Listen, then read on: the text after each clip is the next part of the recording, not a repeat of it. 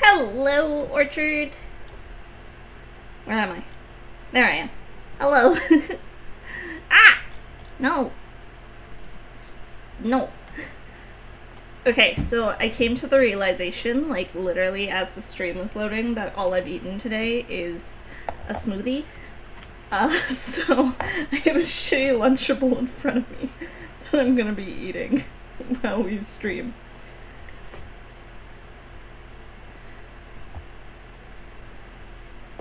All I've eaten was a smoothie. It was a really good and very filling smoothie, though. It was a superfood smoothie.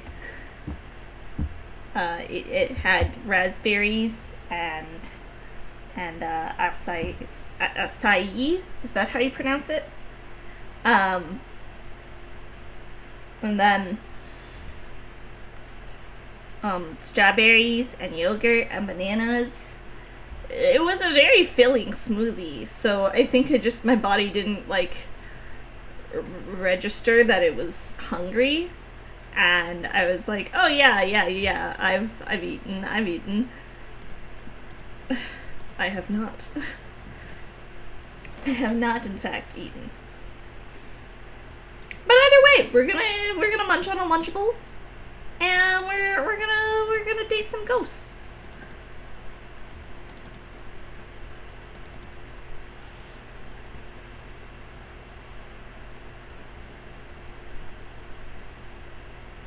We're gonna eat a Lunchable, and we're gonna date some ghosts, and it's gonna be fun.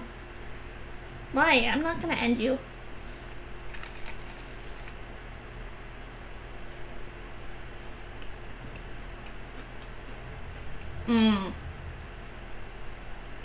See, that's valid. I don't know how hot it is. I haven't been outside yet today.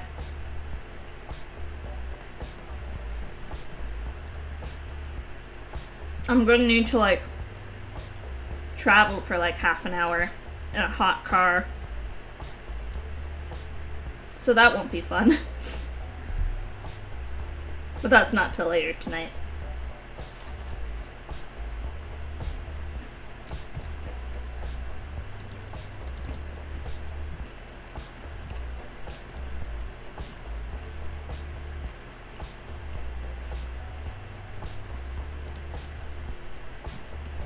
Let's date some ghosts. I'll try my best to give like because I don't know if the game, like, I think the game continues from where you left off. So I'm gonna try my best to give like a description of all the ghosts that we've seen so far. And like what I remember about them.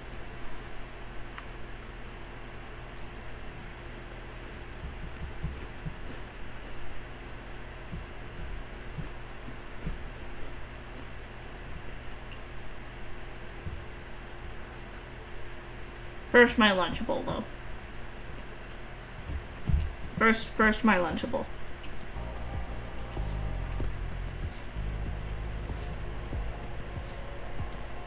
Hello again, friend. Ew, gross.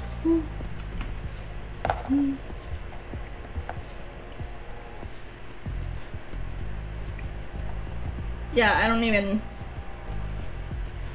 What's the temperature like right now?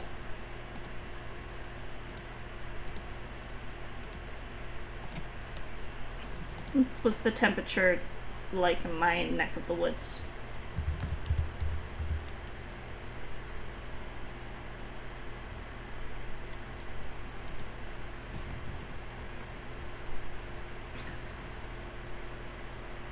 Why is the weather so gross? I hate summer. The sun is so ill. I hate it. It is 23 Celsius in my area. I have one of those, like, it's the shittiest form of Lunchable. It is like the like ham and cheese and crackers one. Like, it is It is legit, like, the worst one. Oh.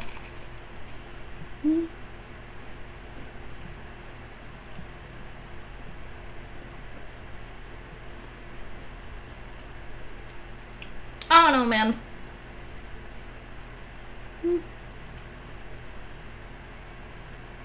Oh, the pizza one is garbage. I had that the other day. I've been embracing my adulthood and the fact that I can buy Lunchables without my mom getting mad at me anymore. We used to only have Lunchables on, like, a special occasion, and even then she'd almost exclusively, like, buy us these cracker, ham, cheese ones.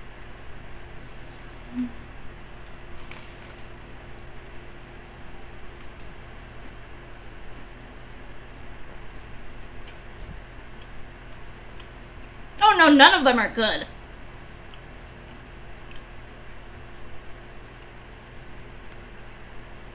None of them are good at all.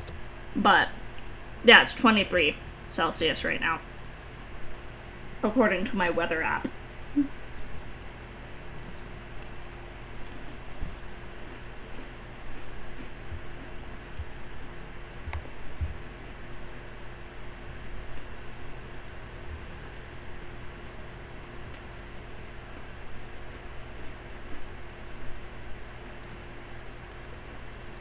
Okay. Hello again. It's nice to see you. I'll just put your name down, and you can go right in. Which room do we want to start with this time? We want to try and date at least one ghost from every single room before the end of the stream. The goal is another 3 ghosts.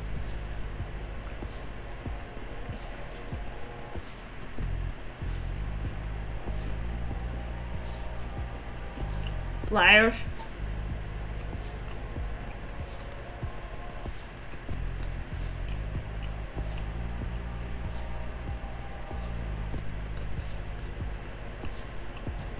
Alright.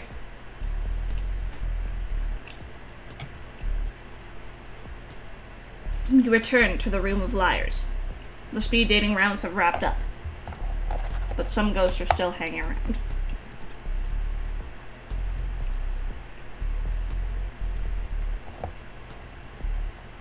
Okay, so last time we dated Keo, who was like a small, anxious being who I related to. So now our options are Spooky Peter and Leon. Spooky Peter's whole thing was that he was going to teach us how to be, like, really scary. And Leon wanted to rob a bank. So, honestly, we got 2 winners. Either way, we're in for a fun time.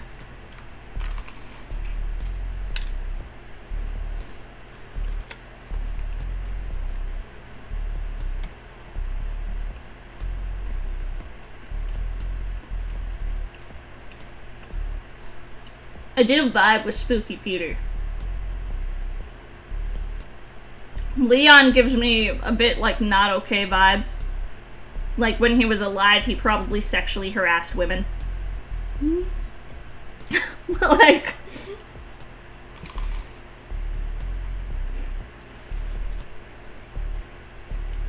I'm gonna go with Spooky Peter.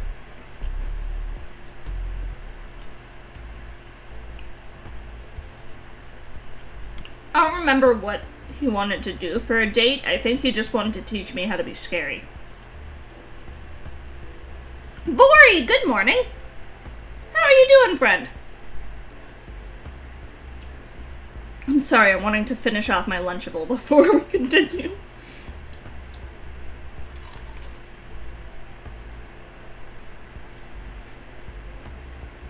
Got a little bit of proper food in me. Good, good, you have coffee. Nice. I had a smoothie. And now I have a Lunchable, some Diet Coke, and a bag of fuzzy peaches.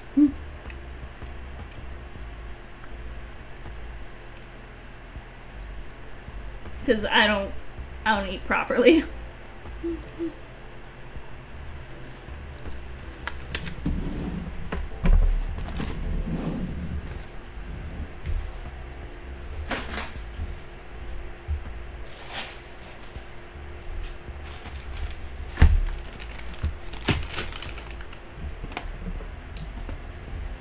Coffee is just bean soup.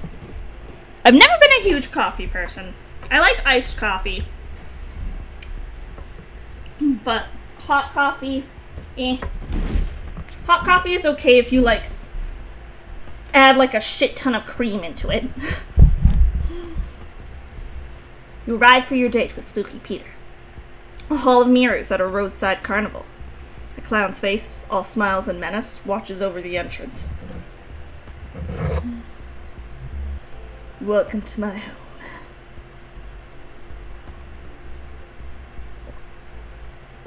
The hardest part is going to be trying to remember the voices I gave to everyone. Inside are twisted corridors lined with mirrors.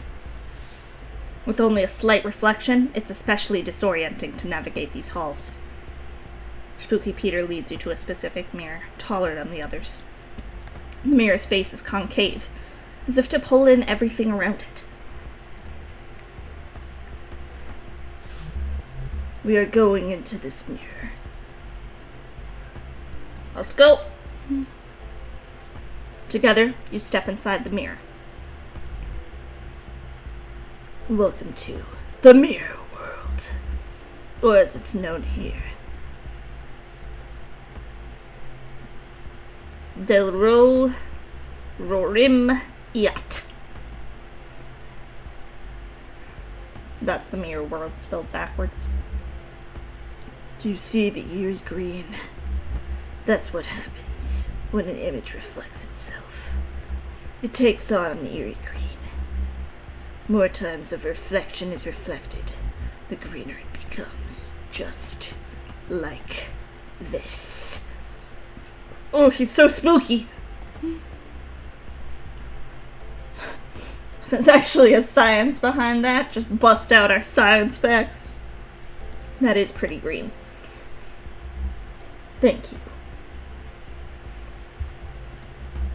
Do not be afraid. Nothing here can hurt you. In the mirror world, the physical laws are appended. Am I really here?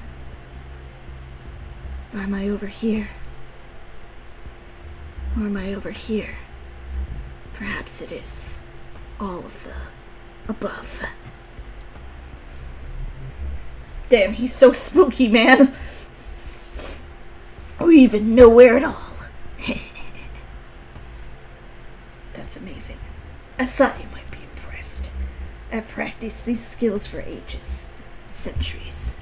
It's not easy being green. Now come with me. The spooking hour approaches. That's 3 a.m., in case you're wondering.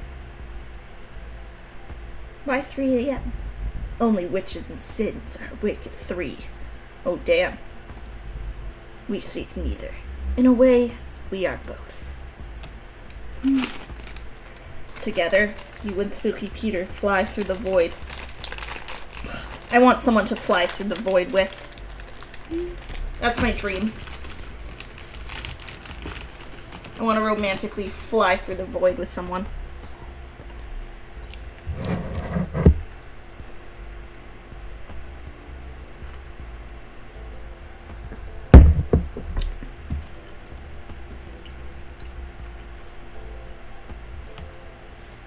Passing countless mirrors in reverse, each peering into a life still being lived. Each mirror in the living world is actually a door, staring into one long enough in the dark. Or saying a spirit's name 3 times, that's like knocking. After a short trip through oblivion, you arrive at a particularly decorative mirror. A splendid haunt. Spooky Peter leads you through the mirrored glass into a long hall lined with bricks on one side. There are still boxes in the hall. The mirror you step through is propped up against the wall. At the far end is a massive kitchen with original marble tile that does well to hide its age. Paul is sleeping. Let's get to spookin'. Spooky Peter leads you through the closed bedroom door, where a man in his 20s is sound asleep on a mattress. He is snoring loudly. Spooky Peter floats to one shadowy corner by the open window, then motions for you to do the same. The curtain flaps over Peter's shadowy visage. He stands silently, hat bent slightly forward. He's just standing there. Should we flicker the lights? Should we shake the bed? Let's flicker the lights. Patience, protege. The aim is to be a presence, not a nuisance. Spooky Peter stands motionless for several minutes. Wait, no. 40 minutes? 40 minutes of doing nothing but standing there. Finally, he moves away from the corner. Watch, protege, as I tighten the knot. Spooky Peter sinks into the hardwood floor. The old wood lets out a loud creak, creak, creak, as steady as a pulse. Paul is still snoring.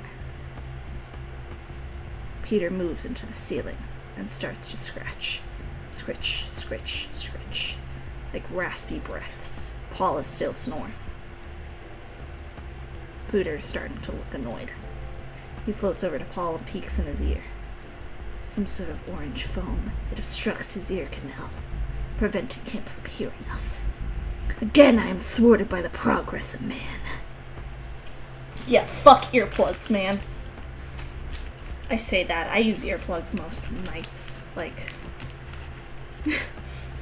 not so much anymore, but when I used to, like, live with roommates, I would need earplugs, like, every night just because other people are loud.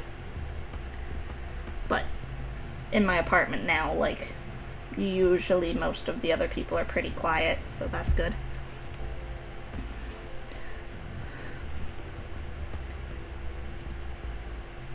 You scratch with one nail, long and deep, above Paul's head. Leaves a long, vertical line in the plaster. Make it an arrow pointing down, make it an arrow pointing up, or make it a cross. Let's make it a cross. Excellent work, protege. Faith haunts them, same as ghosts. And the fear this will sow brings me butterflies. I am proud of you, protege. Truly, you are spooky this day. Oh! Oh, we got Spooky Peter's seal of approval.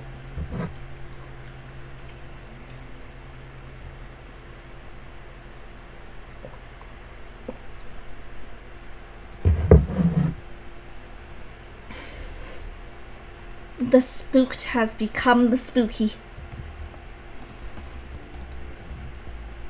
Spooky Peter leads you back into the hallway mirror. Back through this weird mirror world of his. A factual realm of the dull side of the tane. What he said. Eventually you reach the mirror that leads back to where you came in. Well, this is me. Thank you for your company. This was fun. I am pleased. Before we return to the physical world, I should warn you. Time behaves differently in the mirror world. What may have felt like hours was in fact years. A decade has passed since we began this date. I speak in jest. It's barely been the length of a talkie. The look of fear on your face, Spooky Peter speaks you good. He tips his hat to say goodbye. More dust falls off the brim. Guess I'll be seeing you. A breeze picks up and the rest of him blows away. Sorry about this one.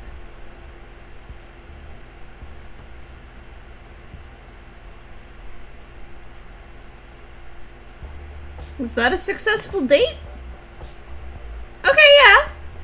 I've got his grave now.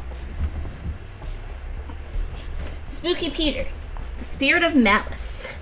Years alive, 1631 to 1665. Yeah, my man just straight up got dusted.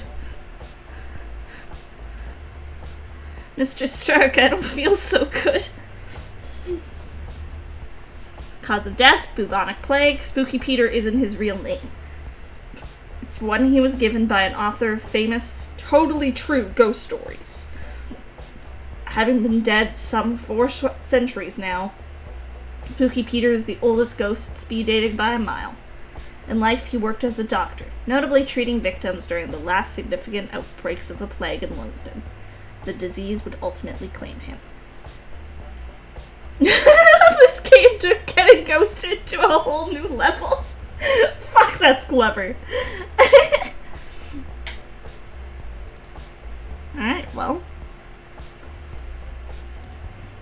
We dated last time, just to give everyone a reminder. We dated Riley, my himbo.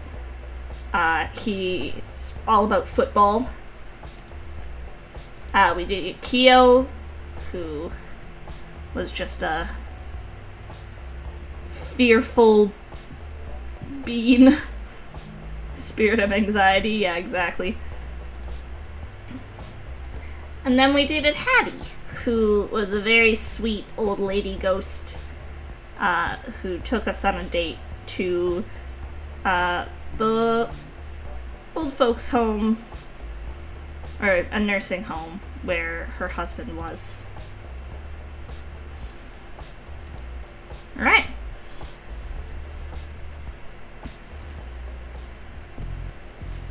Let's go back in. Okay, well, since I don't have to do all the lead up, we might actually be able to finish this game today. Okay, so we did the Room of Liars. So what's next? Room of Palms, Room of Black. Yeah, surprise double date. Not really, because her husband was dying. He was still alive. But then died at the end of our date. Do we want to do Palms or Black? I believe there was interesting ghosts in all rooms, honestly. But I believe Palms is where Stephanie was, and I wouldn't mind going back to seeing Stephanie. I listened to Kira last time, let's listen to Caitlin this time. Go into the dark room. You return to the Room of Black. The speed dating rounds have wrapped up, but some ghosts are still hanging around.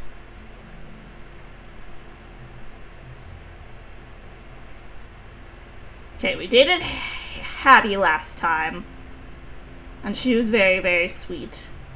I honestly don't remember shit about Drea. I didn't find Drea interesting. I think Drea's whole thing was that they were kind of like an edgy punk.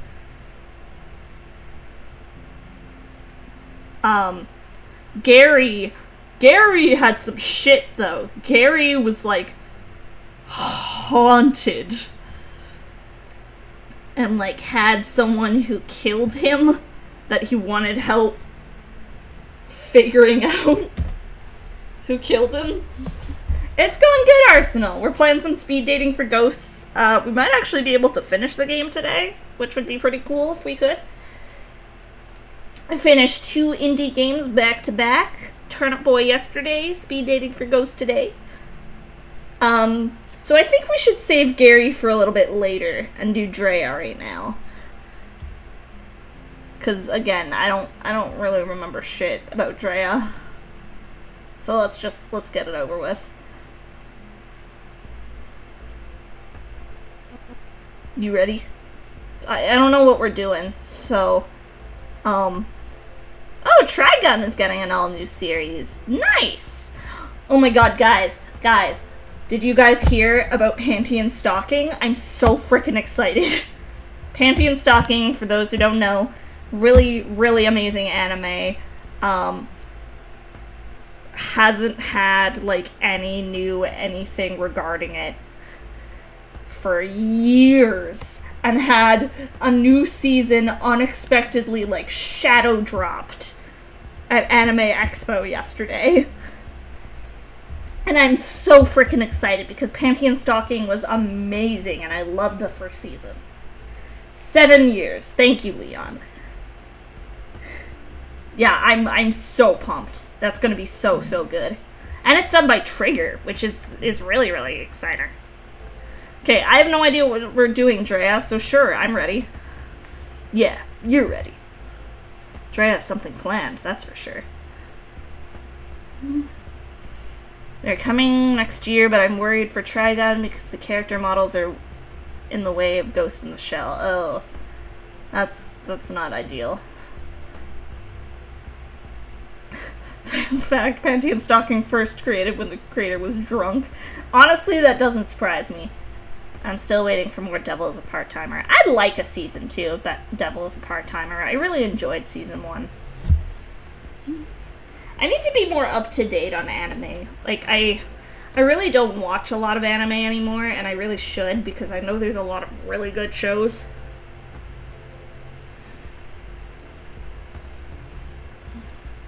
This is gonna be sweet. Drea takes you to a house in the city. A duplex. Brick. Not a bad looking place. Maybe a little rundown. It's clearly had some renovations, though. Like the neighborhood. Its edges have been filed off in favor of some good old-fashioned gentrification.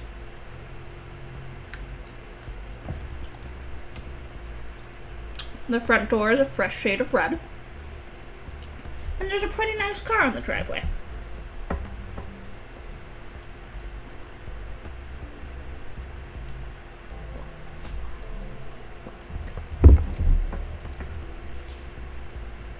Spy Family, I've heard, is like really, really good. I haven't checked it out. Again, like I'm so out of the loop in terms of anime now.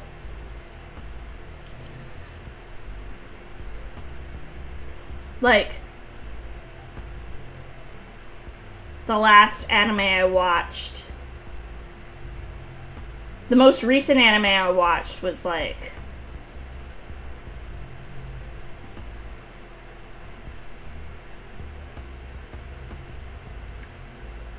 I wanna say Talentless Nana? Yeah, like, if people have anime suggestions for me, by all means, like, let me know. I really like slice of life and stuff that's just, like, nice and chill, and I don't like things that are stressful. I like stuff I can just turn on and kind of vibe to, you know? Yeah, Spy Family is on my list. I can't right now, I'm streaming! My place, when I was just another flesh bag. Really? Yeah, really? What, you're surprised? When I was here, it was way better. There was a pawn shop over there, where that garbage Java Joy is now. We always had good tapes. Now it's just coffee. Everyone just drinks coffee and does yoga. Whatever. Come on. Let's go inside. From the inside, the house looks like a showroom. Perfectly decorated rooms with perfectly placed furniture. Everything matches because almost everything is white or gray. They get cleaners, pay them like nothing, and complain when they don't wash the walls. Ceramic letters hang on a yellow accent wall. Live, laugh, love. I knew that's what it was gonna be.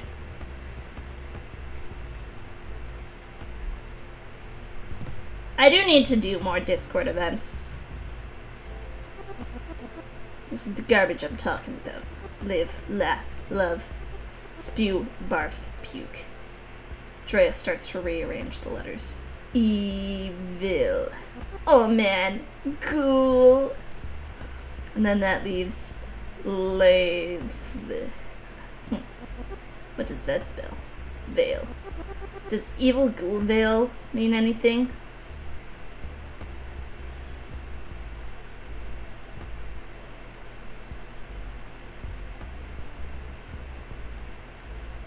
Veil means valley.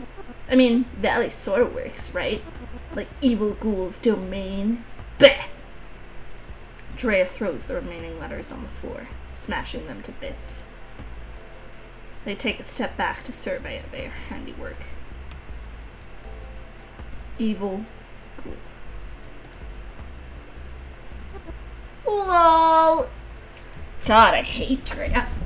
All the other ghosts, I'm like, I kind of vibe with. Drea, I just like, I don't find interesting. Drea just kind of has like annoying teenager energy, you know?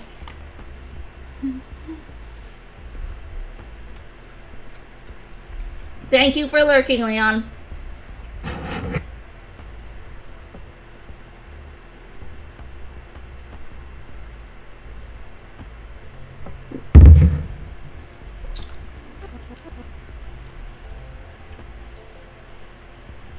So, where should we hit up next? The kitchen? Getting creative, huh? Plenty of fun in there. Kitchen looks like it was recently updated. Built-in microwave, induction cooktop, something called a smart fridge. What do they even do to afford all this? Drea heads for the fridge. This is what I call poltergeist play dirt. Oh. Why did it freeze? Is it frozen to you guys? It still looks fine on my stuff.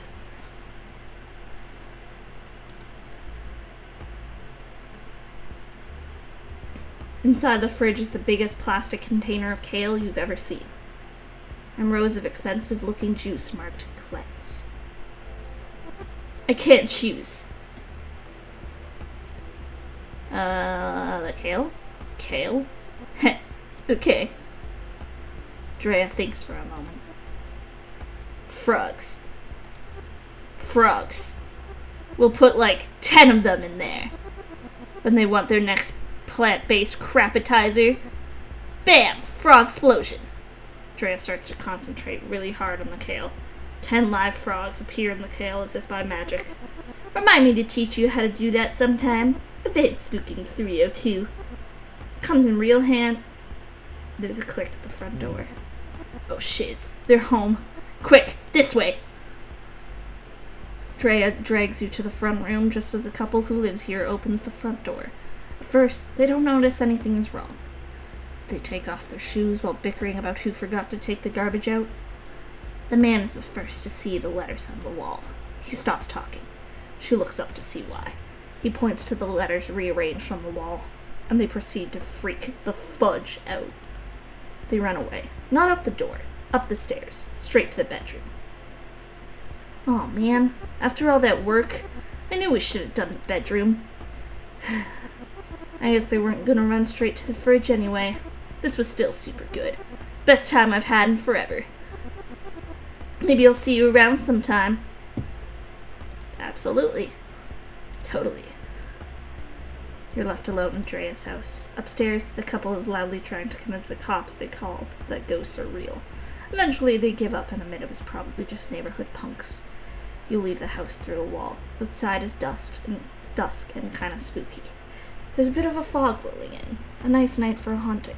A good night to be a ghost.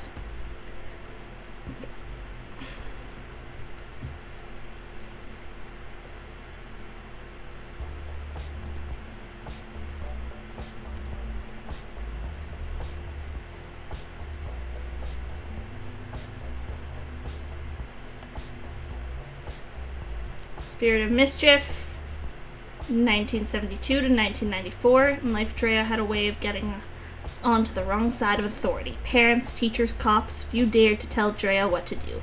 And those who tried always ended up regretting it. After Drea was kicked out of the house at 14, they spent the rest of their teens couch surfing or living on the streets. Spotty work door checking and carrying equipment at punk gigs paid for Drea's more expensive habits, and plenty of good times. But things got bad towards the end. Now, Poltergeist, Drea prefers not to talk about those final months of life and focus on making the best of death. Oh, hey, Arknon! Cause of death unknown. Interesting. I don't know if we can find that out. Like if I just didn't do good enough in the date. Maybe if we had gone to the bedroom.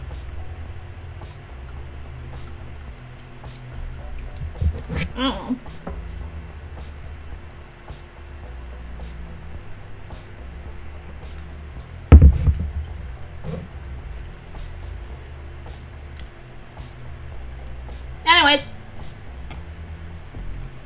Back in we go. Room of Palms this time. Return to the Room of Palms. The speed dating rounds have wrapped up, but some ghosts are still hanging around. Okay, last time we dated my himbo, Riley. Now we've got Vera and Steph. Vera was an old lady who got involved in the mafia. And Steph literally didn't know she was dead. We're gonna date them both, but who do we want to go with first?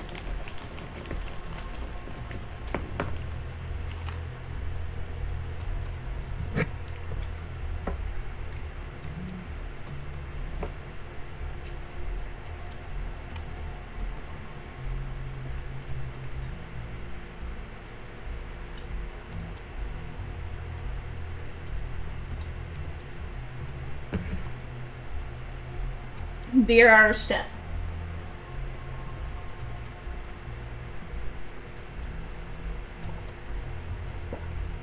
Steph first. I did grow an attachment to Steph.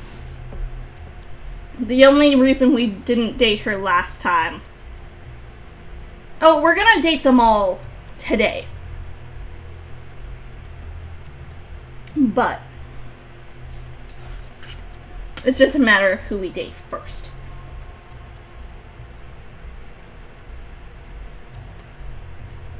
Yeah, the only reason I didn't date Steph last time is because Riley just stole my heart way too hard.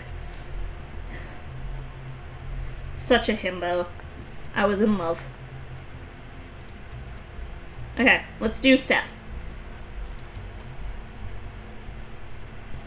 You catch up with Steph. She looks surprised to see you. You think it's hard to tell with the mask. Hey, what's up? Is everything okay? Where are you going?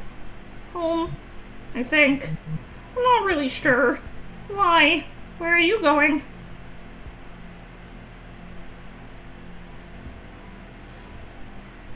Look, Riley! The moment I saw him won my heart. Let's go to the park. That sounds nice, actually. Let's go to the park. It seems simple. I need simple. A heavy layer of snow has claimed the trees and buried the grass nearby. A cobblestone walking trail twists around the edge of the lake. You pass an old ghost sitting on a bench, tossing nothing on the ground but still going through the motions. The ghosts of geese gather around him anyway, acting out a ritual that no longer serves any purpose. Nah, I really like himbos. Himbos really capture my heart.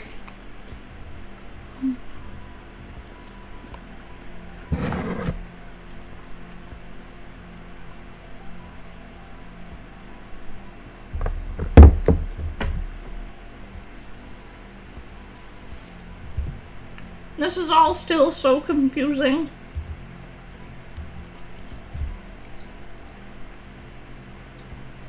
I know what you mean. I guess all ghosts must feel this. Or something like it. Are you this lost when you died? For a while, yeah. How did you figure things out? I'm still figuring things out. My first himbo. Well, I think Kronk was definitely up there.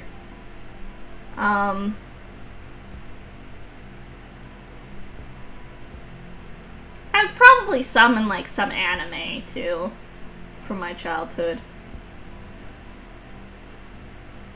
I can't think of any at the moment, but I'm confident there was one.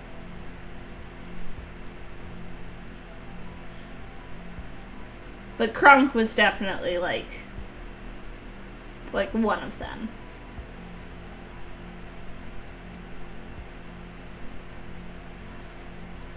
Dying's not a simple thing.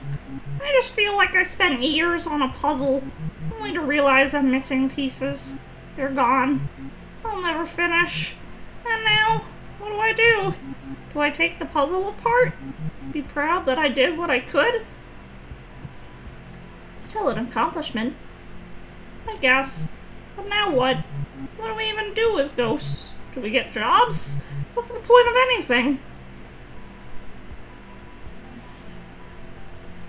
I don't think she wants to scare people. I think she wants to help people. I guess we have powers. We can manipulate things, right? That's up to you.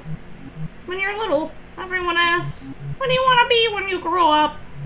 Now it's like, what do you want to be when you die? It's too much pressure. I gotta learn how to walk again before I figure out where to go. Start with a place to hunt. Where do ghosts even live? Or not live? You know what I mean.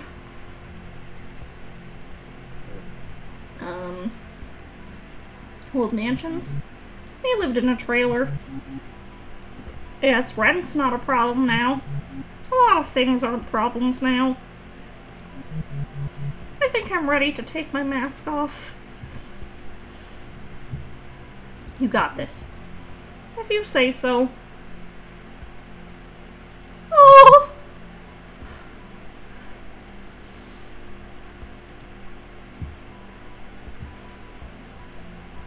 How do I look?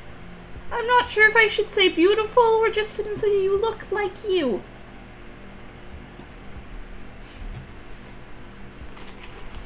I don't know what would be more comforting for her right now. I just want to make her happy, you know?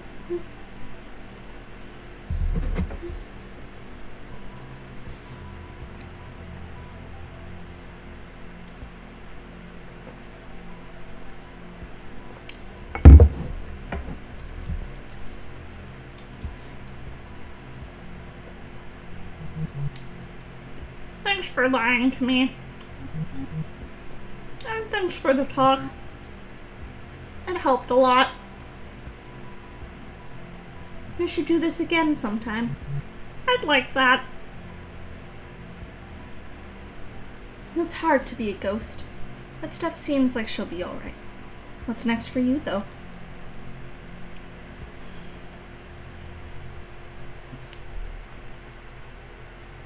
This game is short, but I really, really like it.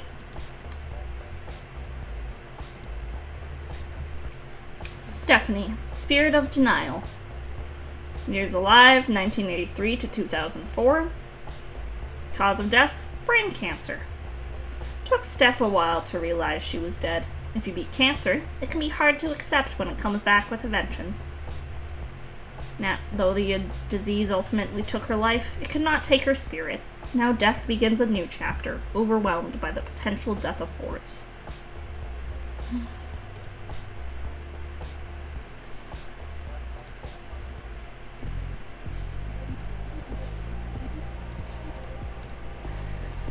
Alright, we got 3 more ghosts. At least 3 more ghosts that we're aware of. There's more graves, so I'm assuming there's more ghosts that we can kind of unlock. Where are we going? Room of Palms has Vera, the old lady mafia ghost. Room of Liars has Leon, who we're gonna rob a bank with. And the Room of Black has Gary, who we're gonna help solve the secrets behind his murder, I guess?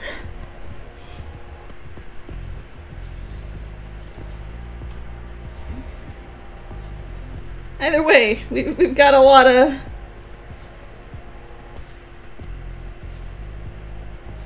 We've got a lot of big decisions.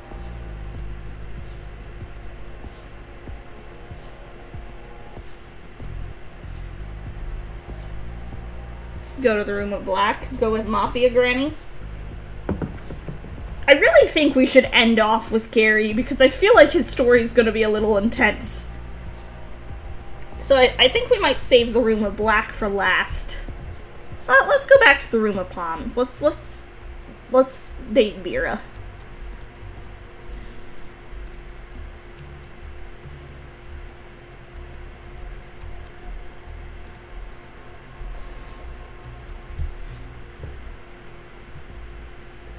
You meet Vera outside.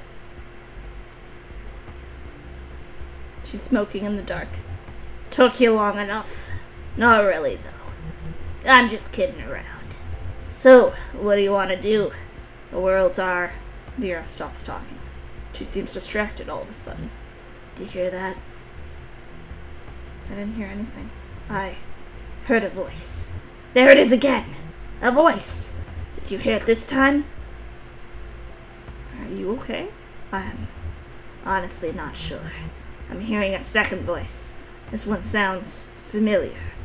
Like the way I'd sound if someone recorded me. Me, but not me. Where are the voices coming from? The voices are in my head, but also far away. The voices calling out to me. It's saying, Vera, are you there? You're trying to reach Vera, dead on the 5th, November 1954. Someone trying to, like talk to Vera's spirit? And then the other voice, the one that sounds so familiar, says, where are you, Mom?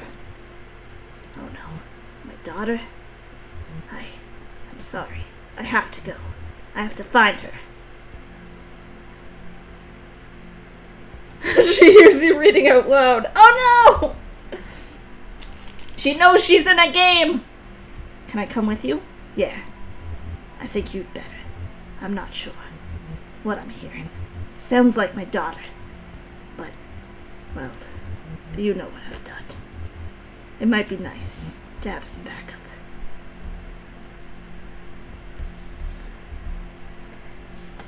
From what I remember of Vera's story, it was she was working for a guy who kind of did like odd jobs for him. Figured out he was part of the mafia. And would cover up like bodies and stuff. And she had a daughter who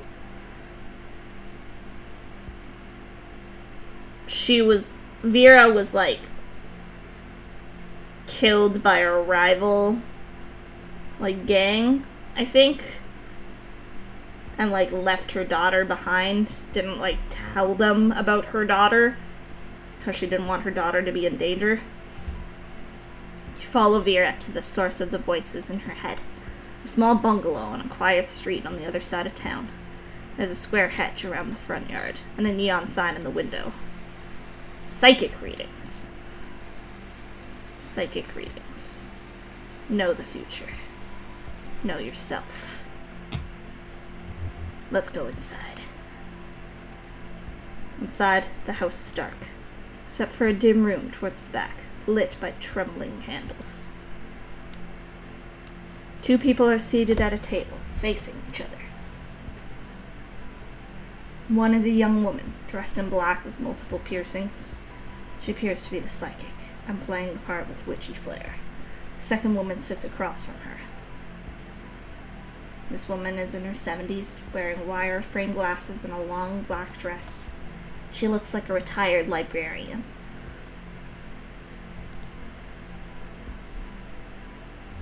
That's my daughter. Is this a seance? They're reaching out to you. What do I do with this? I feel a presence. Vera's daughter opens her eyes. Mom? Are you there?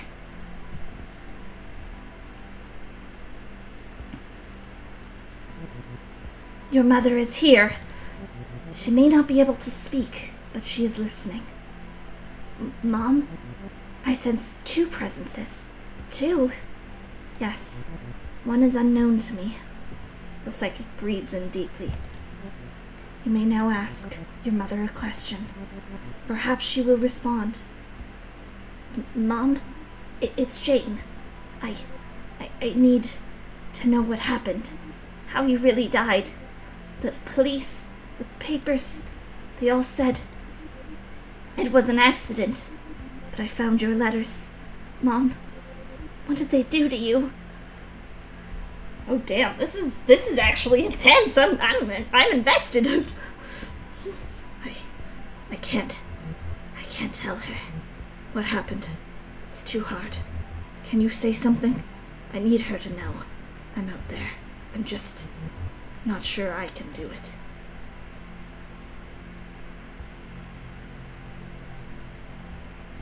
Oh man. I'm gonna tell her how her mom really died. The psychic repeats what you say, word for word. The letters were all true. Every word. I'm sorry I left you. I did it so you could live. Jane begins to cry. Oh, my heart! You didn't leave me. They took you from me. I was only a little girl. I'm so sorry, Mom. I miss you so, so much. I miss you too.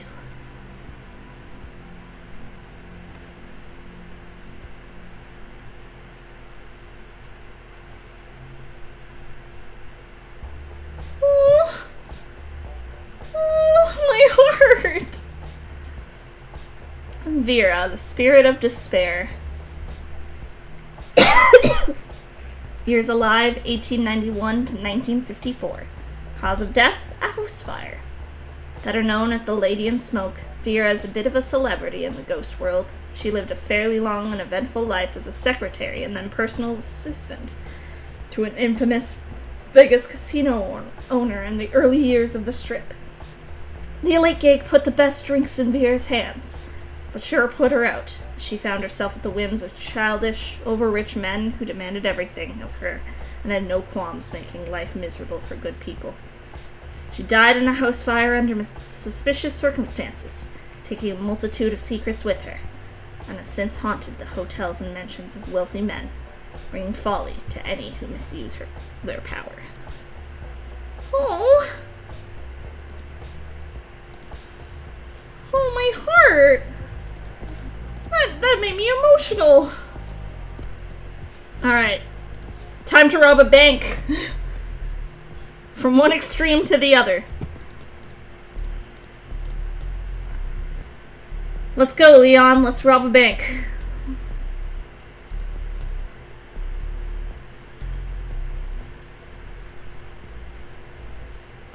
I guess it's time to rob a bank. Leon said to meet him in front of the Mortal Trust on 4th. Like the name suggests, this is a bank for the living. Once they notice they've been robbed, they shouldn't suspect the dead. Hopefully. I'm getting nervous, not gonna lie. The others are supposed to be here. Maybe they're just late. I sure hope so. Without them, we're down a lookout, and our guy on the inside. With my rule, you'll be coming in with me. Yeah, got hit so hard in the feels that you needed to go and commit robbery. Yeah, that's exactly it, Rack. Just go in there. I'll take more than one ghost. I need your hands full, and your mouth shut. Oh, good. Here comes Carl. Hey. This is Carl's bed. A token breather. No offense. None taken. I'm just happy you ghosts want to hang out. So, how's it going? What kind of name is Carlsbad? Blame my mom. Named me after where I was conceived. Carl's the man on the inside. I'm a teller at this bank. I know the combo to the safe, and where the cameras are pointed. Why rob your own bank? I hate them. They need to pay. Your salary's not enough? My wages is not bad at all. Competitive, even generous. Don't get me started on the benefits. So I robbed them.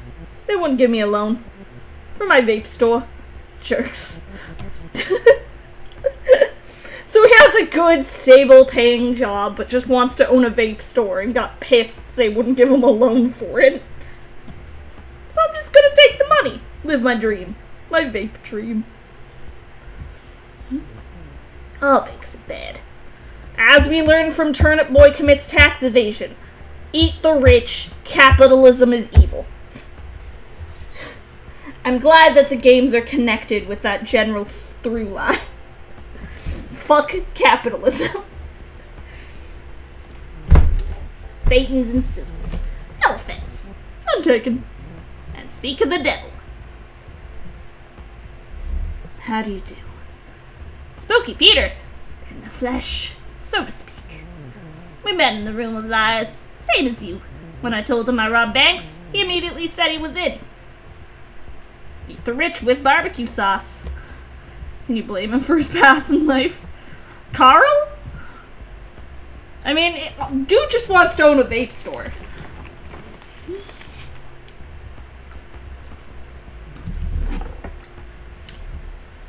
Can't say I necessarily agree, but I respect it.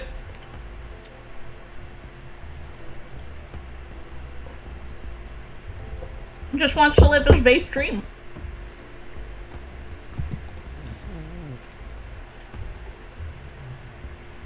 Immediately said he was in before he even heard the plan. Always looking to get my beak wet, so to speak. So here's what we're doing. Spooky Peter will hire it out by the door. Watch for trouble. Should be smooth sailing. They closed 6 hours ago. And there's no security tonight.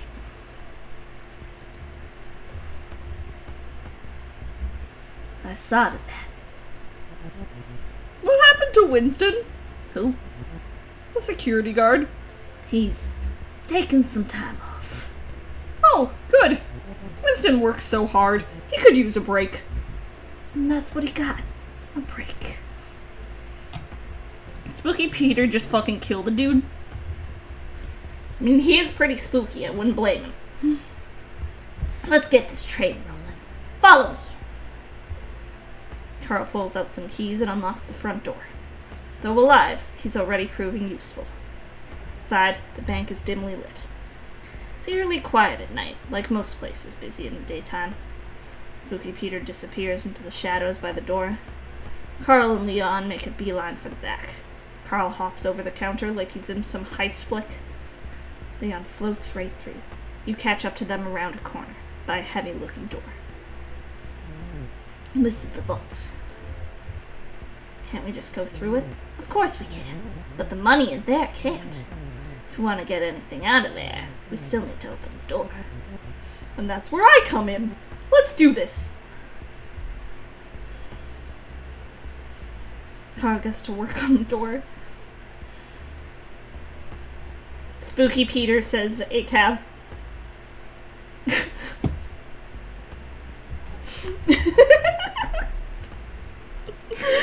Spooky Peter says all cops are bastards.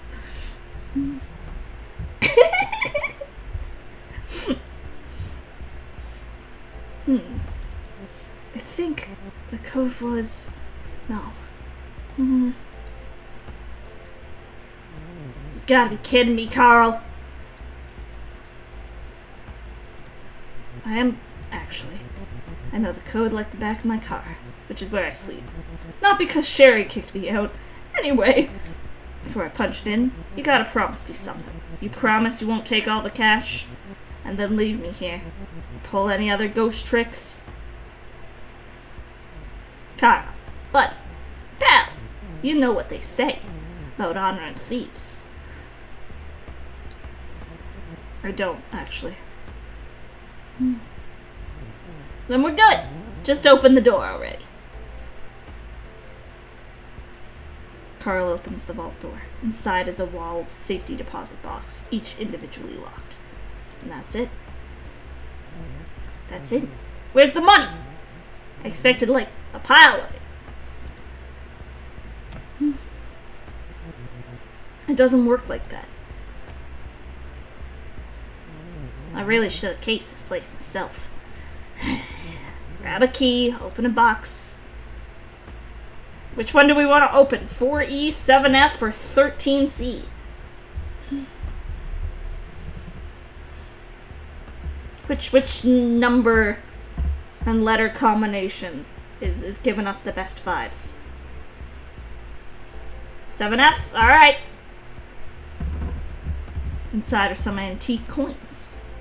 They look like they might have some value. Someone could be hanging on to them for sentimental reasons, though. We'll look over at Leon. My box is empty. Nothing but a business card. Some accountant with a funny name. Guess I should have looked inside some of these before just picking a key. Seriously? For me? Why? I'm just here for fun. I'm having fun too. We should do this again. Now, on to the next box. Time to be moving. Spotted a patrol outside. Think they saw some movement in here. Police siren chirps. A warning, maybe? There's our cue. We better scramble. Everyone makes it out safe, thanks to Spooky Peter's keen eye. Leon instructs the crew to lie low for a bit. Really, only Carl needs to worry. Good job in there. Things might have gone differently if you let Carl fiddle with the cameras. It wasn't the greatest haul. But hey, how many ghosts can say they've robbed a bank?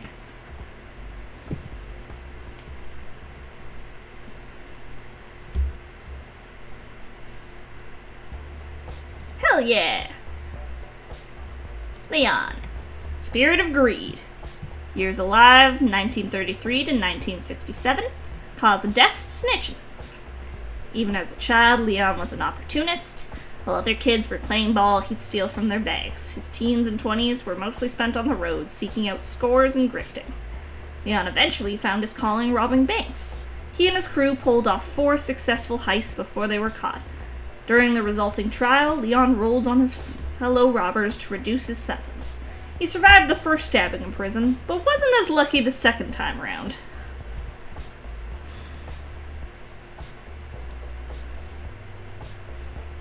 Alright. Only one more ghost. Or one more ghost that we know of. Back to the room of black.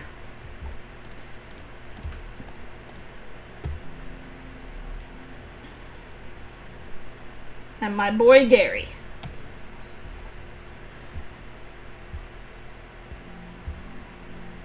We arrive at the bus stop where Gary asked to meet. The last bus went by hours ago. Still, there are other ghosts, waiting for something. One natters to herself like a squirrel. Another is on the ground, arms around his knees, rocking back and forth. The third ghost has his back turned, staring silently into the darkness. It's Gary. Oh, he put on a bow tie for us! He's wearing a bow tie. I wore a bow tie. You look nice. I wish to look respectable. One must look respectable when meeting one's end, even for the second time. Also, I thought you would like it. I love it. Gary smiles. Briefly. We are going to the place where I died.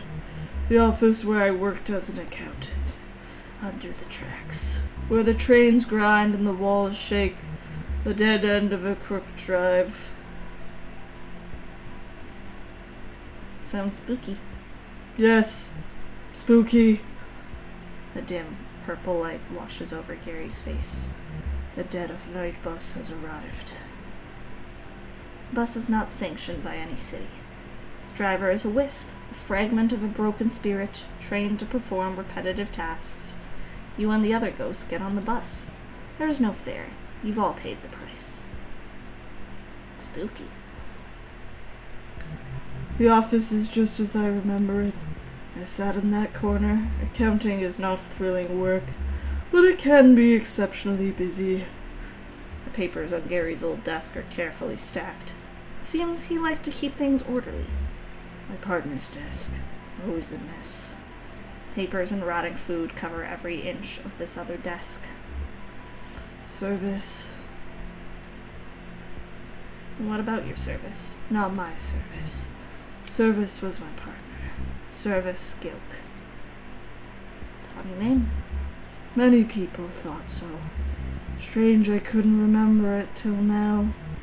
I worked with the man for 16 years. At first, for our bank, we were miserable. So we struck out on our own. Gary sits at Service's desk. He turns on the desk lamp to get a better look at the papers. He was a friend? He was a thief. The green and gold lamp collecting dust on Service's desk casts a long shadow. The shadow begins to move. It creeps along the wall until it hangs squarely over Gary. He was telling our clients they owed money. Money they did not owe. He would pocket it for himself. Small amounts, so I would not notice. But even small numbers do not add up. Gary struggles to stand. He seems troubled by something. When I confronted him, there was a fight. In this room? Yes, I killed him!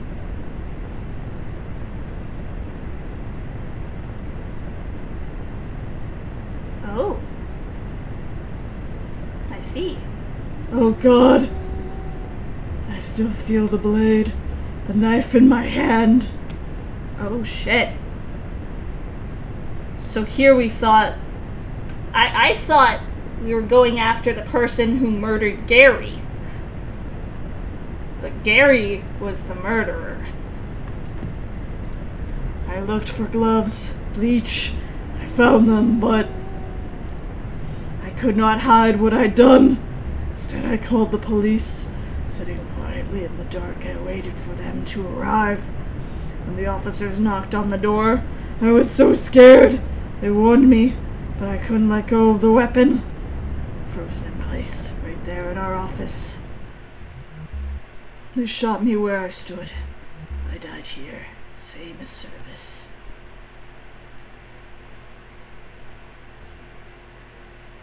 Jesus. I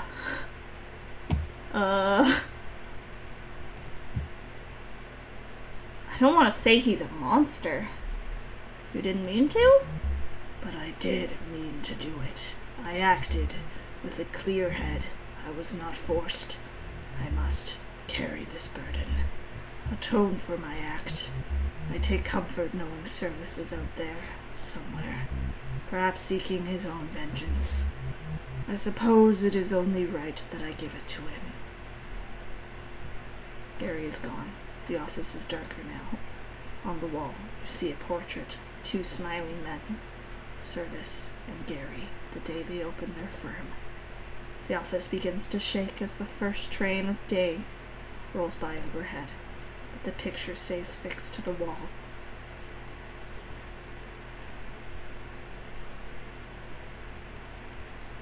Oh. Okay.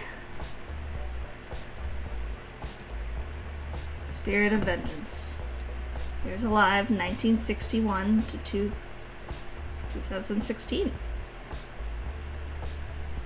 Cause of death, gunshot wound to the chest. Gary worked hard to live a noble life. He saw money as the root of most problems and his accounting practice as a way to help people live with a little less worry. While Gary kept few friends, those who knew him cherished his honesty and quiet humor. A college roommate once affectionately described him as a bran muffin, hold the butter. After discovering his business partner was stealing from clients, Gary accidentally killed him and was shot by police responding to the scene. Shit, man. Okay, well, I've dated everyone, so what happens now? Hey, hi! Ooh, I'm sorry. The event's all done. All the other ghosts have left.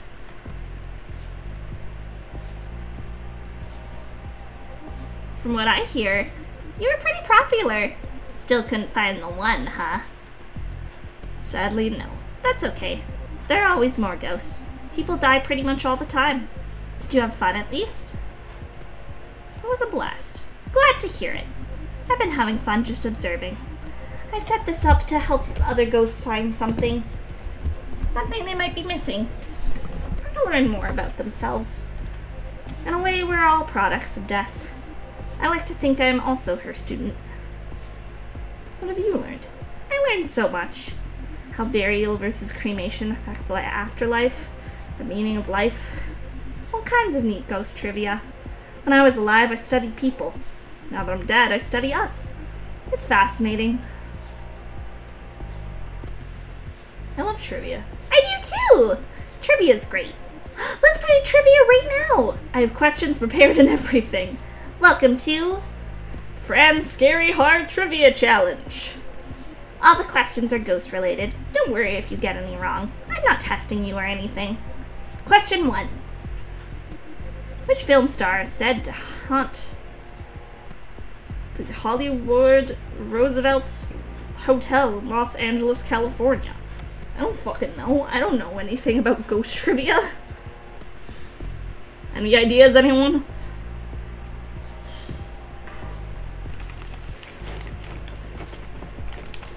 I want to get them right. I want to impress Fran.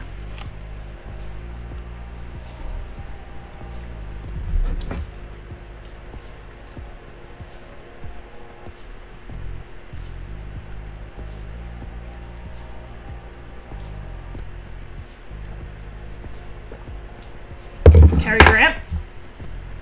Alright. Oh, I'm sorry. It's actually Marilyn Monroe. Damn it, Arsenal, you led me astray.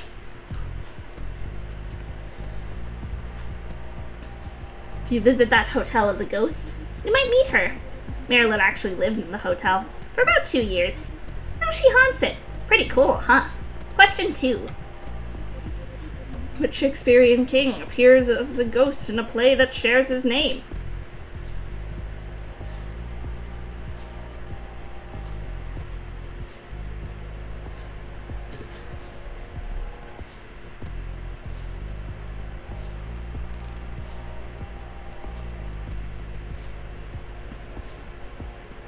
I mean, there is like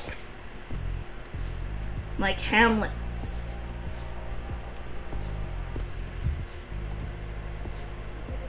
You're right! Yeah. Because there is like King Hamlet. Hamlet's father appears as a ghost. His name was technically also Hamlet. King Hamlet are the ghosts of kings and Richard III, but not Richard III himself. Question 3. Red blood cell that has lost its hemoglobin is known as what?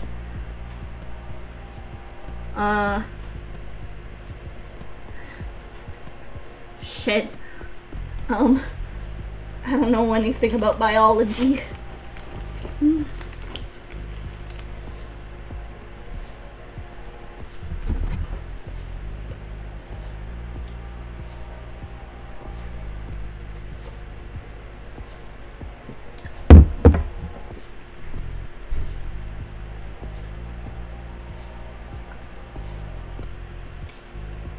Phantom.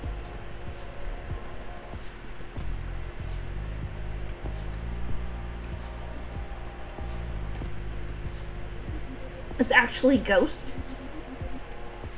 The simplest answer is usually right. That's my motto. Ghost red blood cells are empty shells. They show up on microscopes, but they're pretty much see-through, just like us. Question 4.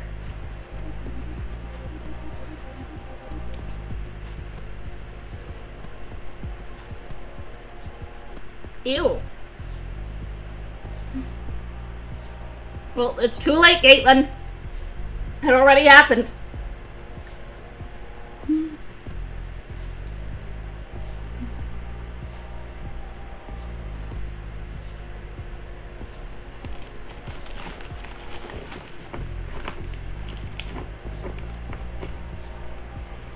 Cheesecloth.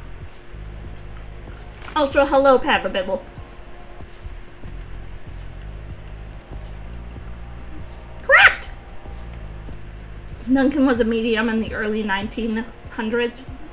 She was said to fake ectoplasm by pulling gross cheesecloth out of her mouth. Duncan was also the last person imprisoned for witchcraft in the UK. Go figure! And question 5. This is the last one. That means it's also the hardest. Which of these authors did not have a story in the first volume of the Fontana Book of Great Ghost Stories?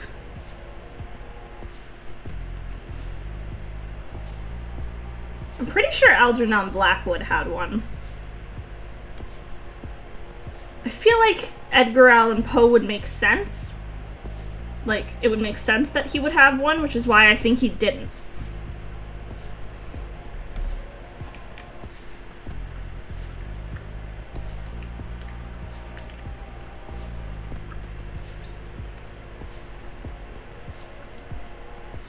I'm gonna go with Poe. The correct answer is Poe! Hell yeah! You got it! Poe was in the second volume. Blackwood and Lawrence both have stories in the first. Blackwood was a prolific ghost story writer, while Lawrence, best known for not ghost stories, penned a great one called The Rocking Horse Winner. I think I've read that one. You got 3 questions right. That's more than 50%. It's not the honor roll, but you passed. I had fun, and I'm glad to hear it. Ooh, look at the time. I need to finish closing up. If you're looking for something to do, you can always visit the graveyard. Relive some of your past dates there. Or select erase date data to start over. That's in the options menu. What else? You could always go to hell. Same to you, Fran. I wish. I hear it's gorgeous this time of year. If you combine travel and accommodations, you can get a pretty good deal. My friend Gail is a travel agent. He can find you a great river cruise package. I like that. Here's Gail's card. If you end up going, be sure to send me a hologram. Alright, time to go. I'll ring the bell to make it official. The bell rings. Thanks for playing.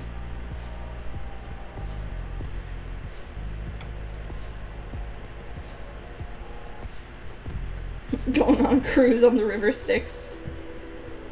Okay, so there is a go to hell thing. And now we have Fran. Spirit of Curiosity. 1958 to 1984, cause of death, car crash. Fran is the organizer of speed dating for ghosts. Her reasons for putting on an event like this are twofold.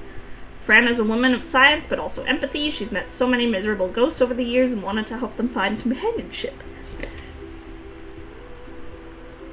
I felt like I was going to sneeze for a second. She's also been studying the psychology of her fellow spirits for years, specifically the need for closure and desire for purpose that seems to tie otherwise desperate ghosts together. She aims to prove that they needn't rely on the living to achieve these goals. Ghosts, Fran posits, can instead find their answers in one another, and even within themselves. She also loves bad food and good TV. Alright, let's go to hell.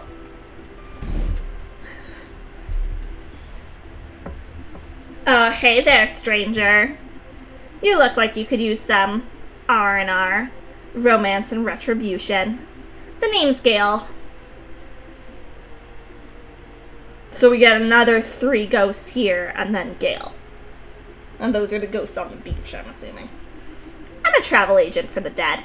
I've got all the best deals. Singles cruises on the River Styx, cookouts on the shores of hell itself, all-inclusives at the Daytona Beach. You may be dead, but that doesn't mean you can't still have fun. Nice to meet you, Gail. A nice one, huh? That's unfortunate. I like the bad ones. I can be bad. Oh, that's cute. I'm sure you're awful. Save that fire for tonight. I'm organizing a singles event. It's on Mortal Beach, overlooking balmy Brimstone Bay. There's a great view of 2 whole circles. 3 when the weather cooperates. It's going to be a party for sure. Sounds great. And you'll love what I've cooked up. There are some real party animals here. Just wait till you meet Dave. But hey, you didn't pick up my brochure just to hear me blab on. Unless you did, because then I totally have a timeshare to sell you. Let's get you to the beach. We'll start things off with an icebreaker, something familiar, some speed dates. Let's fucking go!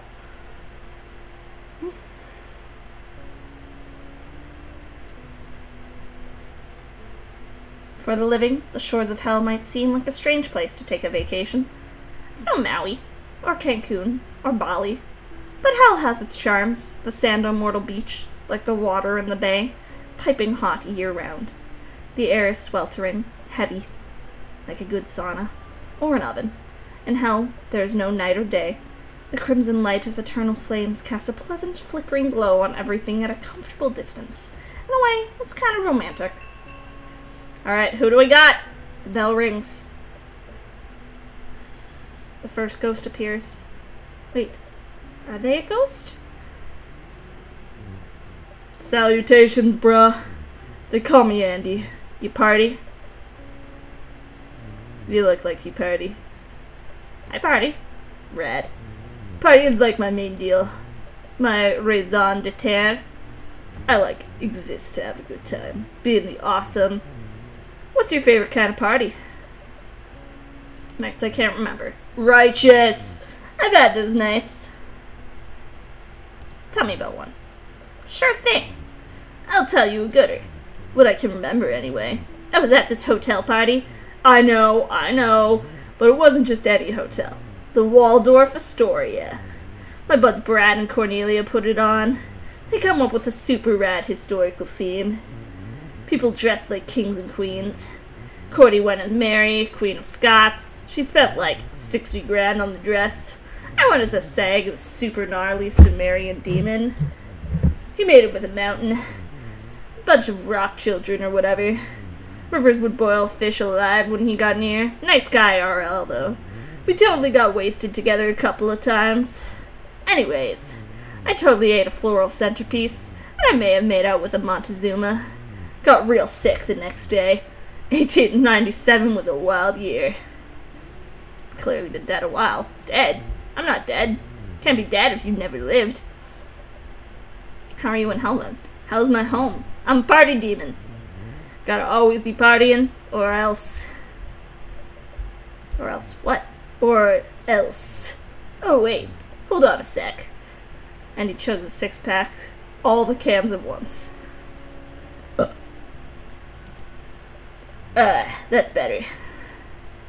That was impressive. I'm skilled for sure. You know that whole 10,000 hours to get the good thing? I'd party for 1,000,000 hours probably. Plus there's hella incentive. If I don't party, I die. That's horrifying. It's mostly good times. I got a sweet deal. Other demons gotta do grody stuff. Murder demons, streaming demons. One time I met a cleanliness demon. That was an awkward date. I like messes. Mutual gratitude for the kind words. I'm proud of the mess that is me. Hold tight though. Gotta dance a bit. And he dances a bit. Cha-cha-cha. There we go. All got good in the hood. Hey, wanna hear a fun fact? Those beads and shades aren't just for show. They lessen my need to party. How? By exuding party. Sort of like an RPG or something. Special item effects. +3 to partying.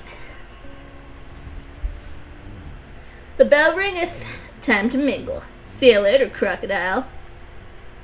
Party demon. That's new. Okay, so we got a party demon, Andy. Another ghost appears. And what do we have here? Another lonely spirit? Tell me, lonely spirit, what is loss? The absence of something? Why, yes, dear. Precisely. You must feel it too, then. That profound emptiness. The loss of your life. I'm still me, though. Are you certain of that, lonely spirit? Ghosts are desperate for purpose. We lie to ourselves, tell ourselves we still matter, that a part of us remains. But who is to say we matter anymore? We are not even matter. We are more like echoes, epilogues of unfinished stories. Soon, there will be nothing more to say. You and I will truly be nothing. I believe it will be glorious.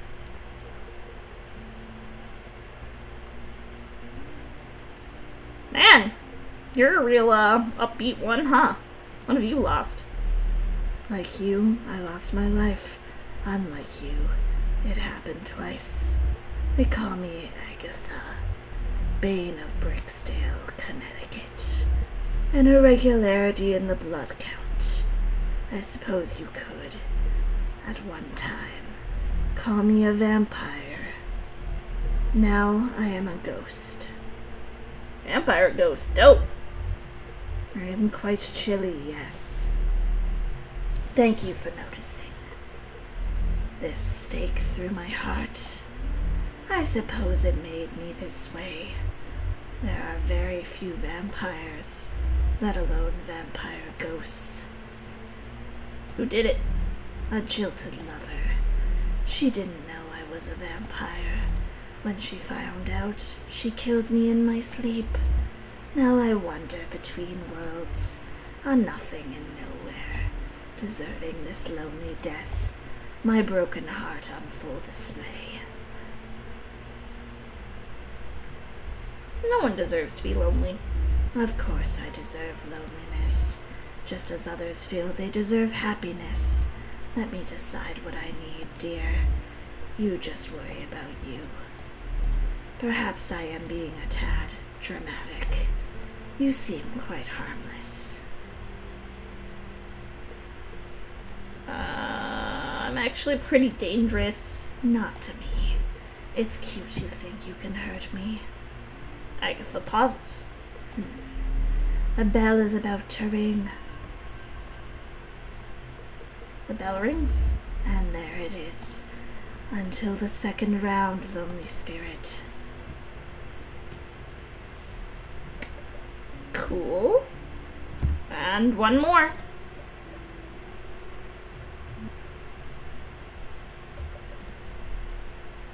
Puppy ghost! Puppy ghost! Puppy ghost! Hi, hello. Excuse me. Sorry to bug you. I'm looking for my human. Have you seen her? Does she look like a ram? A ram? You mean Gail? Oh, no. Gail's not my human. She's around here somewhere. I'm sure she is. Sigh. My name's Dave. It's super to meet you, even if I am kind of sad today. What does your human look like? She's small. Kind of looks like a snowflake. She doesn't talk or anything. She just kind of floats there. And crackles. Crackles? Crackles! Like static. Are you a dog? Yep. I am Pup. Or I am a pup. Sorry. I'm not used to talking just yet. I used to just woof. The fact that a puppy died is very sad, but I can't wait to date Dave. What kind of dog are you? The cute kind. Kidding. When I was alive, I think my human called me Retriever Cross. Crossed with what? Crossed? I gotta be crossed with something? I guess some other kind of pup. I never really knew my dad, but whatever he was, I guess. When did you last see your owner? That's sort of complicated. My human is a wisp. A piece of a spirit. She's usually right by me. Just floating around. Never leaves my side. Where's the rest of her? I guess still alive. A wisp is what happens when just a part of a person dies. That's what Gail said anyway. All I know is, one minute I was alive, eating some chocolate I found. The next I died. Oh no! He died because he ate chocolate! Oh no! Dave, no! When I came to, I was Ghost! And the wisp was there too. I guess that means part of my human died with me.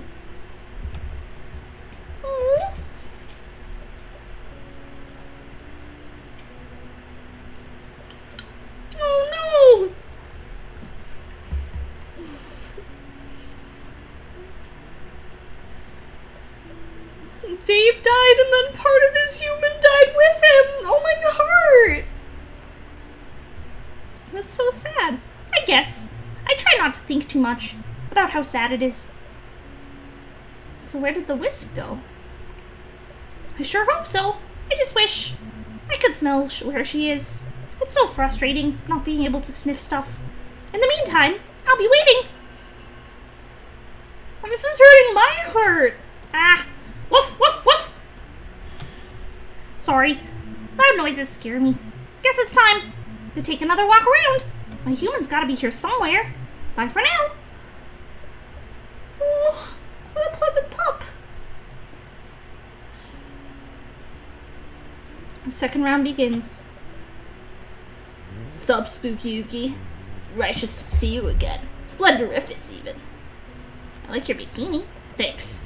I like to switch it up. Right now, it's polka dot time. Good for a beach. That's what I thought. It's pretty warm in hell, even for a demon. That reminds me. Here we go again. Excusey. And he does some random air guitar. Hello, East St. Louis. There. All better, jet setter.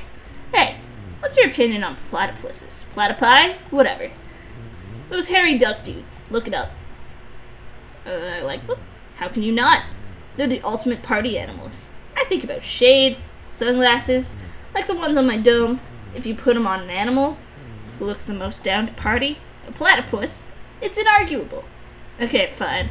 Kangaroos are up there. Dogs too, especially if they're in a sidecar. I love dogs in sidecars. I love dogs that party. I can't argue with that. Good. What if the wisp disappeared because she got a new dog and forgot about him? Caitlin, no! Oh, my heart! No! Oh, I can't handle that. I'd actually cry. Ah, I'd cry. That would be too much.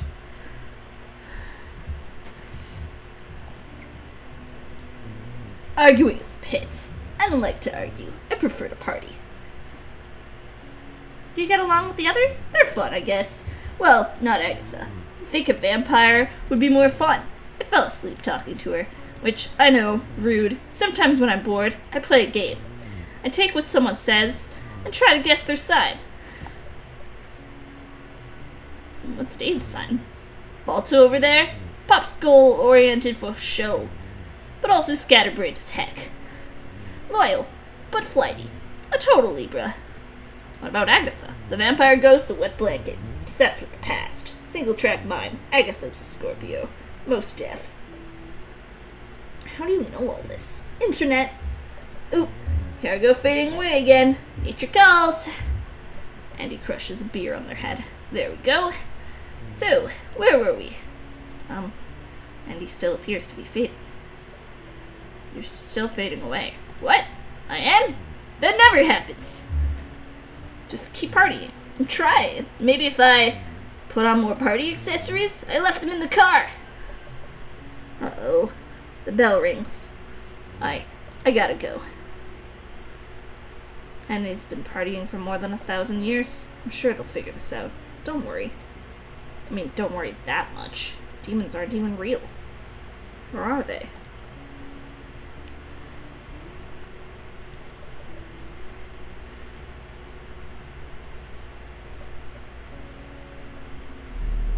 Greetings once more, Ghost. I must say, our first conversation was the best of a bad lot. They say hell is other people. If you're the sort hell attracts, I'm liable to start enjoying it. Thank you. Before we get to know hell better, we ought to better know each other.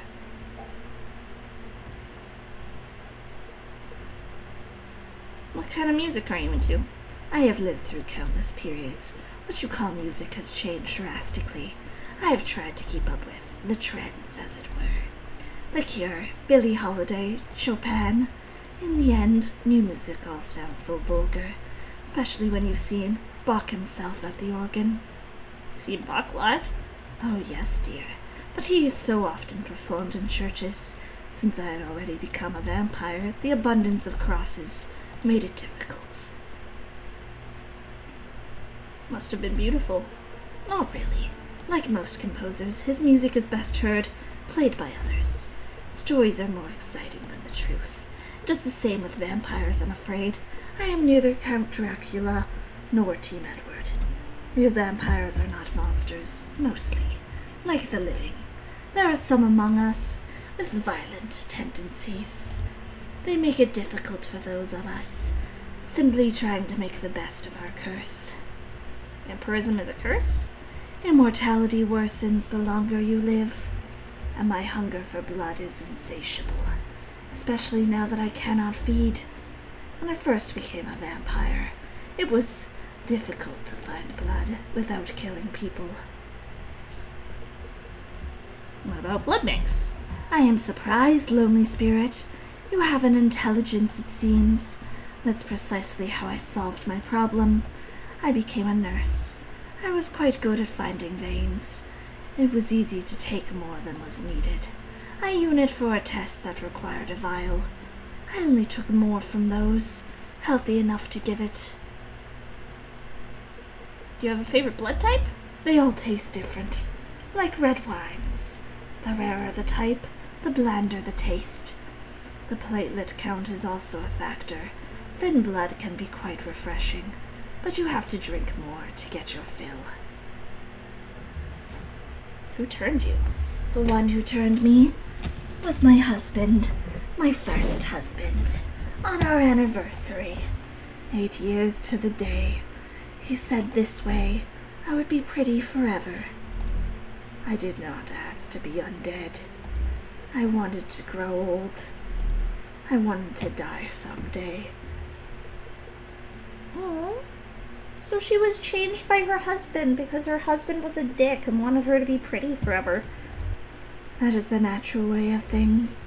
He did not care what was natural. He did not care what I wanted. On my anniversary, I'm absolutely just gonna bite my partner. I'm not a vampire or anything, but you know, just I'm gonna see what happens.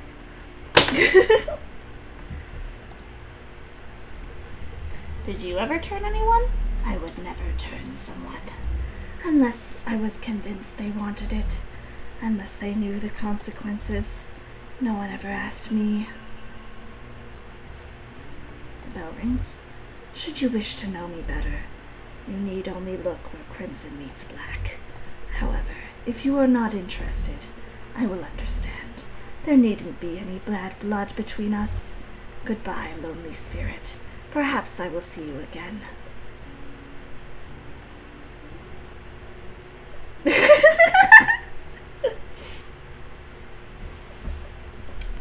Look,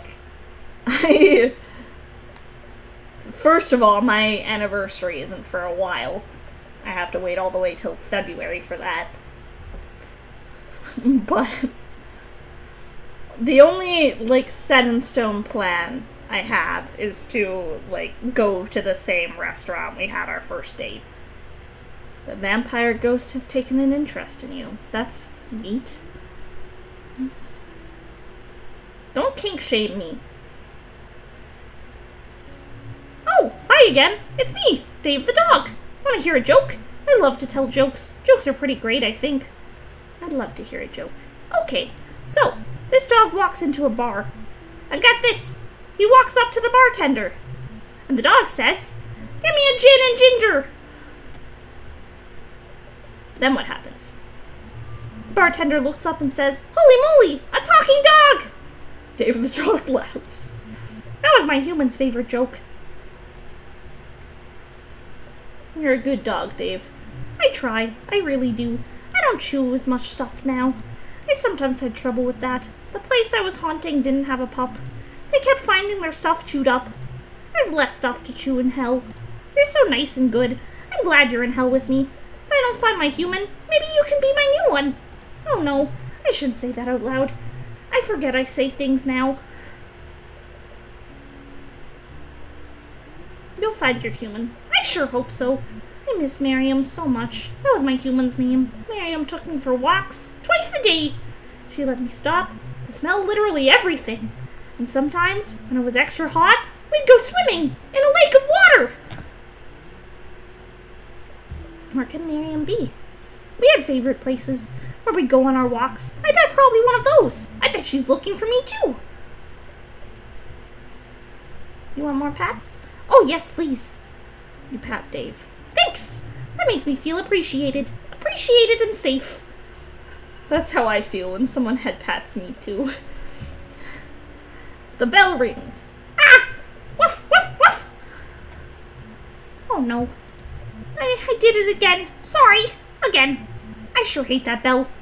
That's the last of the speed dates. Time to pick someone to date. Oh, pick me, pick me!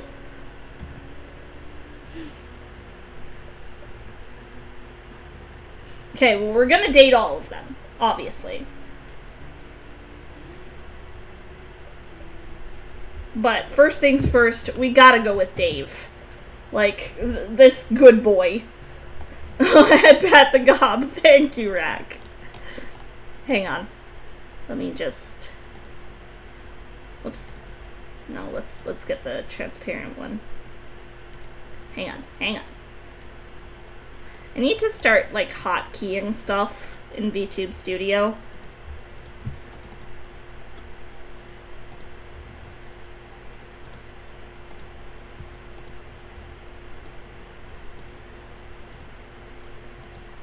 There we go.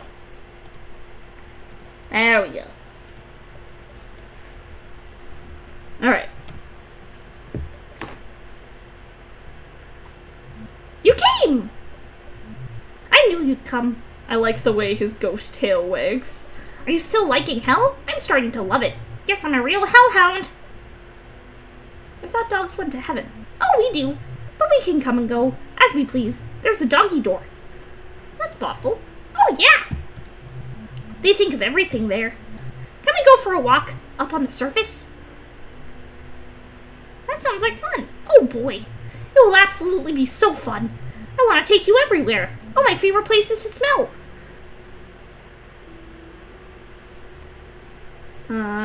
Do we ask about Miriam?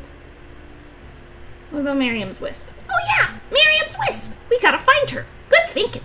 If we hit up enough spots, we might just find her wisp. Where could she be?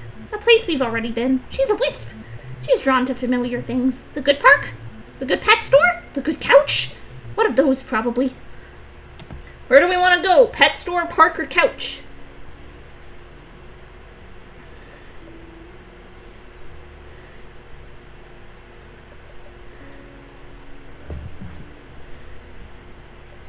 It's an important decision.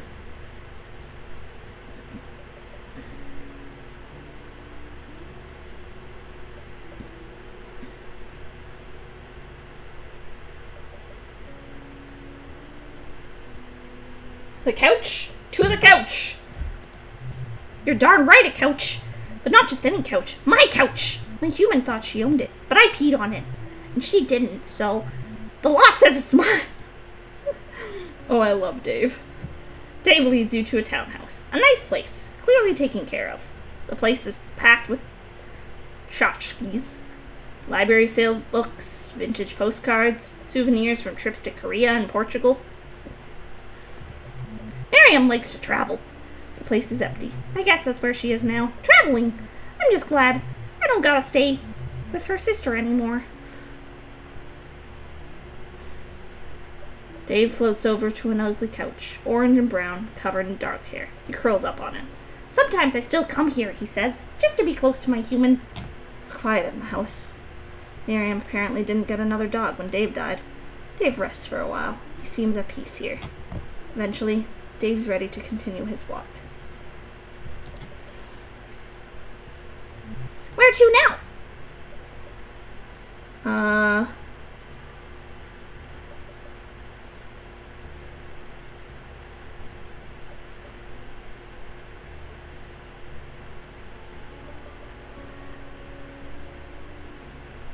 The park or the pet store?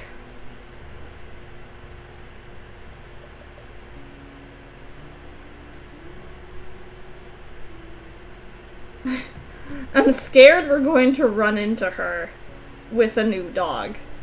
I know it says apparently didn't get another dog, but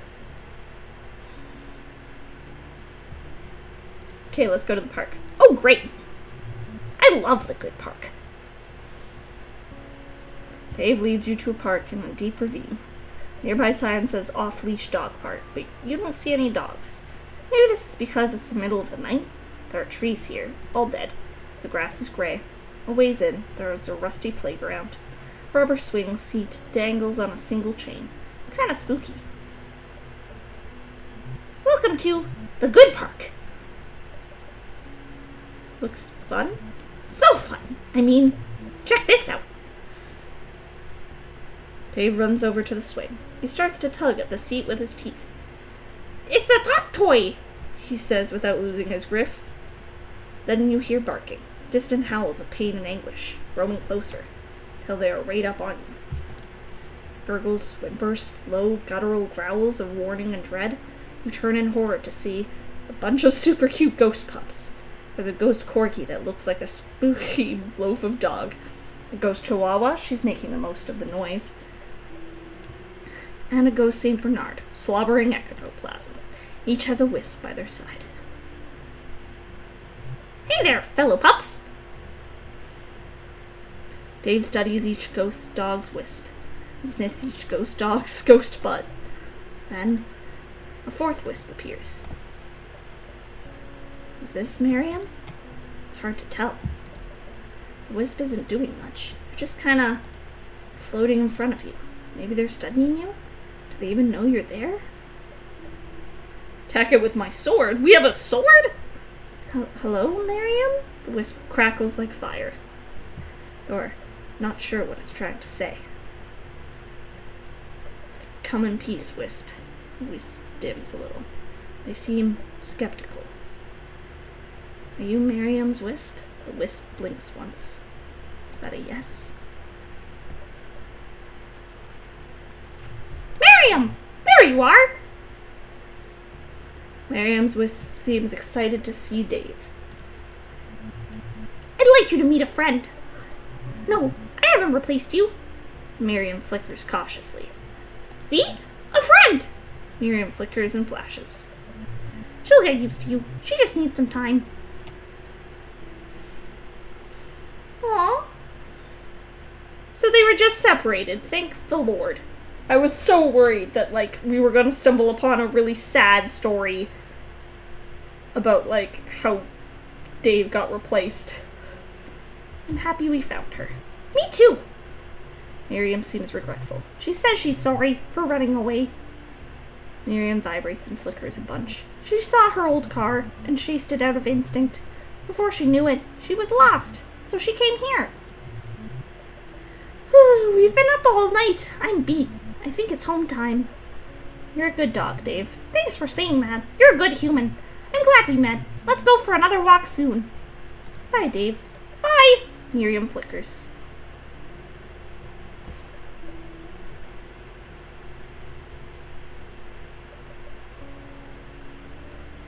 I have sometimes thought of the final cause of dogs having such short lives, Sir Walter Scott wrote, and I am quite satisfied it is in compassion to the human race.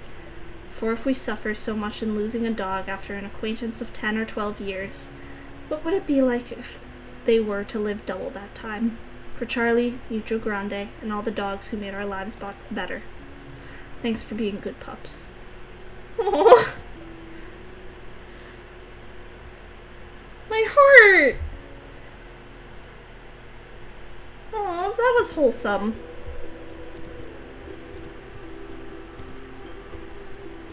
Spirit of Loyalty.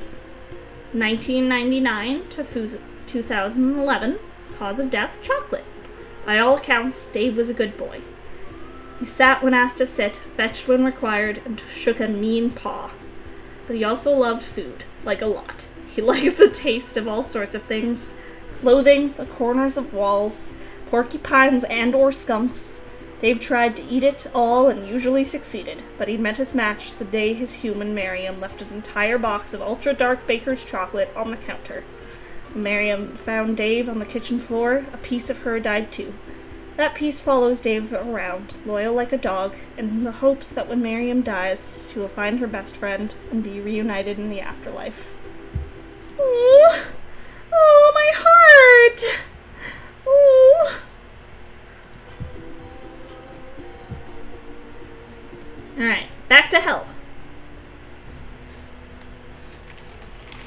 return to the shores of hell. Speed dating was all done. Some of the ghosts are still here.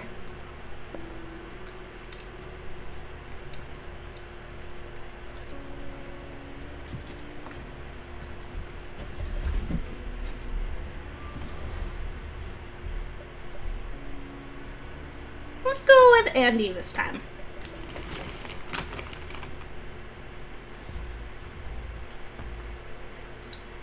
Speed dating in hell is wrapped up for the evening. Is it even evening? It's hard to tell down here. Either way, you spot Andy. Not easy to feed in their current state. Salutations. I think I've stabilized. Good thing, too. For a hot minute. It was touch and go. Ugh. Squeeze me. Been coughing a bunch. Still a bit see-through. True facts, but I am less see-through? The answer is yes. Gotta stay optimistic in the face of my ailment. This persistent opacity. Maybe your body's telling you something? Telling me what? To lay off the partying? That's like saying, I need to stop existing. Weak. I kinda want to keep existing. Oh no. I think getting all existential made it worse somehow. Like maybe the more I think, the less I matter. Sorry, I didn't mean. No harm, no kill. Whiskey off a demon's back. I just want to get through this. Clearly adding stuff helps. Party garb, particularly, strengthens my vibe. Like if this lay is +2 party, and the bikini is +1, maybe adding the right fashion will make me 100% Andy. Is it cold in here? Suddenly I want a shawl. Does anybody have a shawl? Put on your beads. Beads! Good call. I'll look so dope. How do I look? Pretty dope. Heck yeah. Hella dope. Ugh. Wait. Something's happening. Oh no. What did I do? Bruh! I think I'm gonna hurl. I think putting on more stuff is bad for him right now. Take something off. Okay, what do I take off? Right now, let's scrap the shades. Ugh, this is even worse. I feel my bones fading, somehow. Feels like the empty inner room. Abject loneliness. Oblivion, bruh. Oblivion. What do I do? What do I wear? Oh god. What do I do? Andy's dying in front of us. What combination?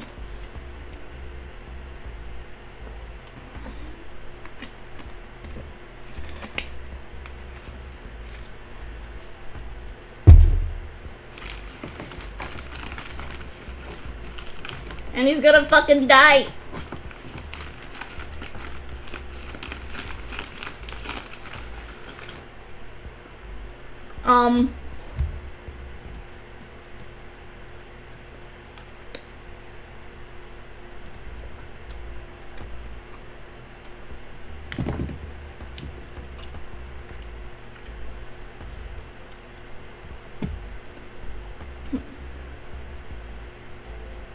Let's do both shades and beads. Cause this is it. The last bit of strength. And he doubles up the shades. Beads to boot. Am I fixed? Survey says. Heck yes to the affirmative. That finally did it. This is such a relief. I feel like a guitar solo. A million high fives. The perfect buzz. Domo arigato. Like so much arigato. Still me? Yep, still me. Well, that last cough shook something loose. Gotta take a leak. Give me 10 hot minutes. Then get thee to the dance floor. I'll see that you are duly compensated. Phew, that was close. Guess this party never dies. Could have done without knowing demons pee, though. Might be such a thing as too much lore. That was a very short date. think that was the shortest one. Spirit of revelry. Years alive. Lone demon at a party for ghosts. Andy ceaselessly seeks fun, often to a fault. Partying both defines and sustains Andy. They literally feed off the joy of others. That is not actually that unusual. Most demons have a singular purpose. Without that purpose, they weaken or even fade away. Andy struggles with this, feeling pigeonholed by a predetermined and narrow sense of self. The alternative is super scary. What happens if Andy tries to be more than they are? What happens if Andy grows, changes, or outright abandons what makes Andy, Andy? These thoughts haunted Andy before they met you, and now they know. Alright. Agatha time!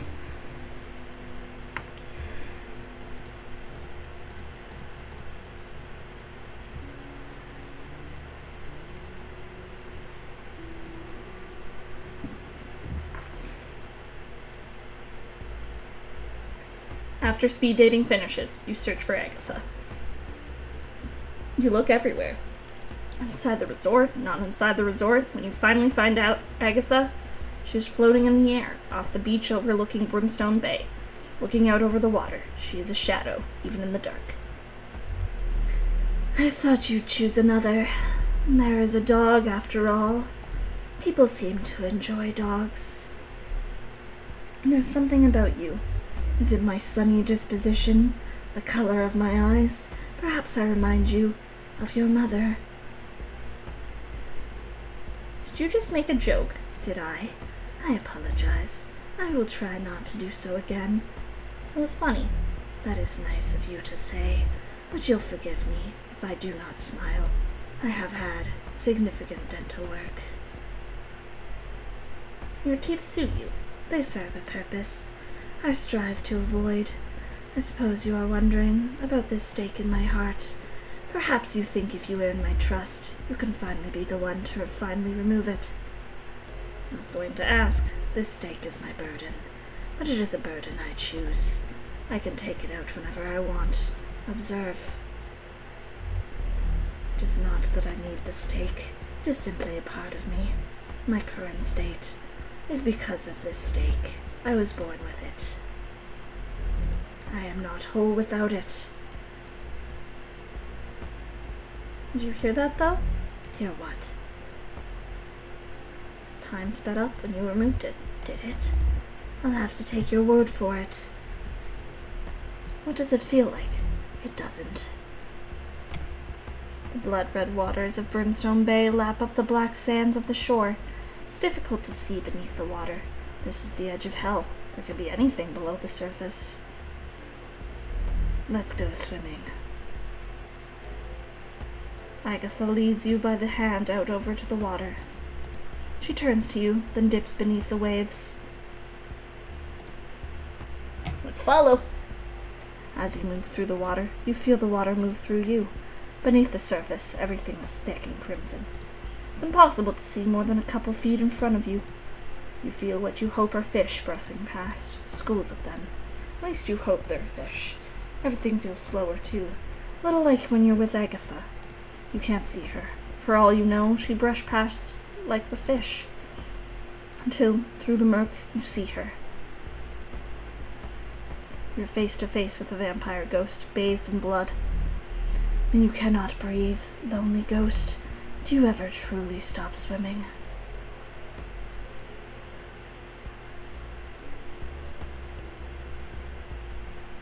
You're first to return to the shores of the Brimstone Bay. After a few quiet moments, Agatha emerges from the red water. Something's different. She looks calm, almost content, like a weight has been lifted off her.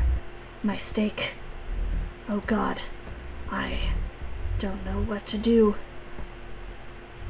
I need my stake. The noise, that horrible noise. Ah! Frantic, Agatha disappears back into Brimstone Bay. The stake in her heart must have fallen out when she was underwater.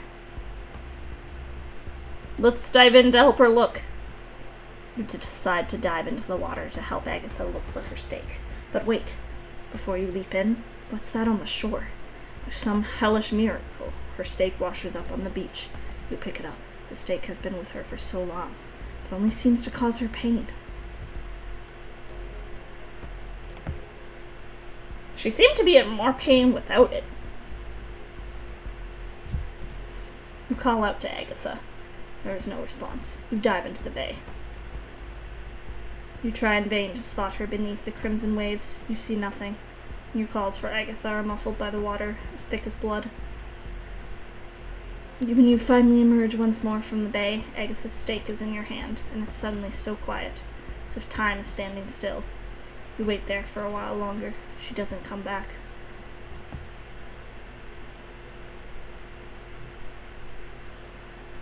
The fuck? What happened to Agatha?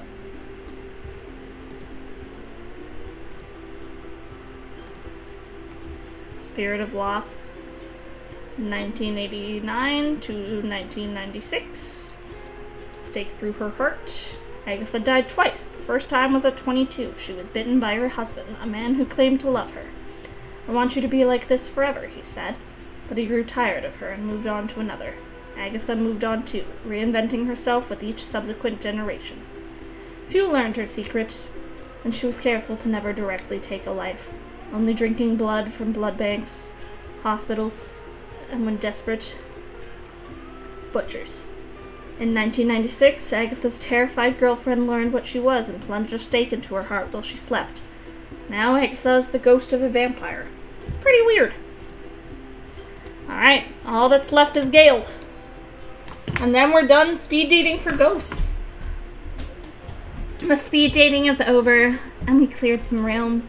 It's time to dance.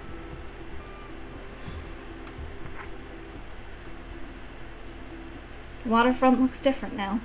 Strings of yellow lights hang between posts in the sand. The tables have been cleared away. In their place, a wooden dance floor is laid out on the beach, as if ghosts needed a place to plant their feet. The place is packed with ghosts. Many are familiar faces. As the music plays, there's nothing left to do but... Oh, who are we gonna dance with? We get to dance with someone. Oh, this is the ultimate decision. It's between Dave, Steph, or Riley, for sure. Those were the three that I think captured my heart the most. Who do we want to dance with, guys?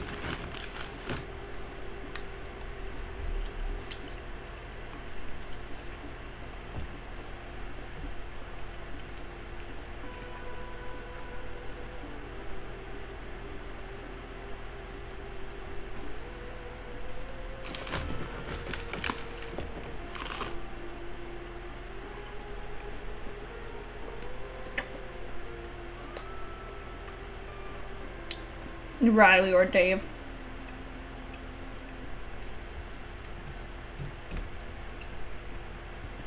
I do have a soft spot for Riley.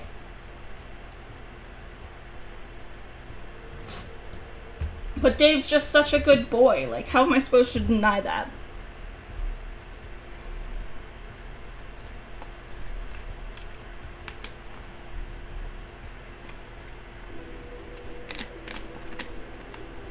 Let's dance with Dave. A familiar pup spots you from across the dance floor. He wags his tail when he sees you. Hey, hi! It's me again, Dave the dog! A wisp of Miriam the human appears by his side.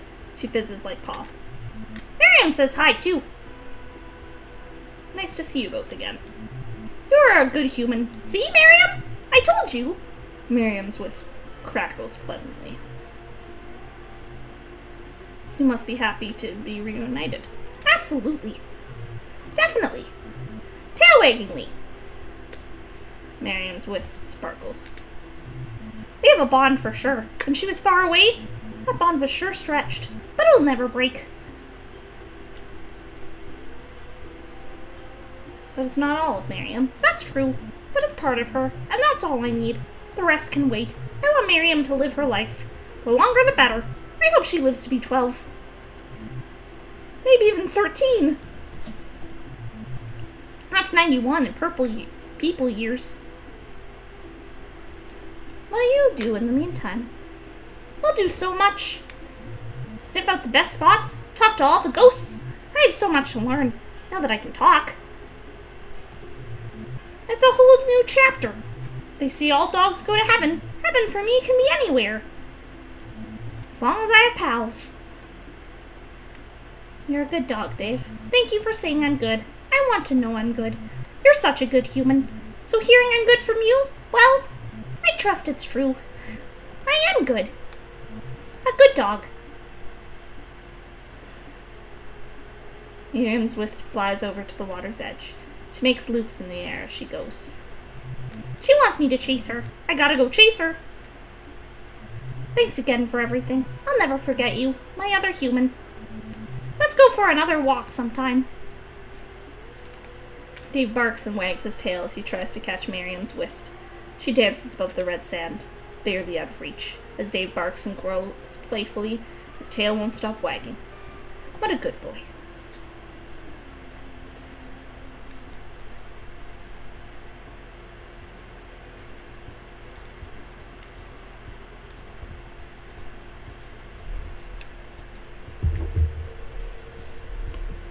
Do I want to dance with everyone? What happens if I just leave?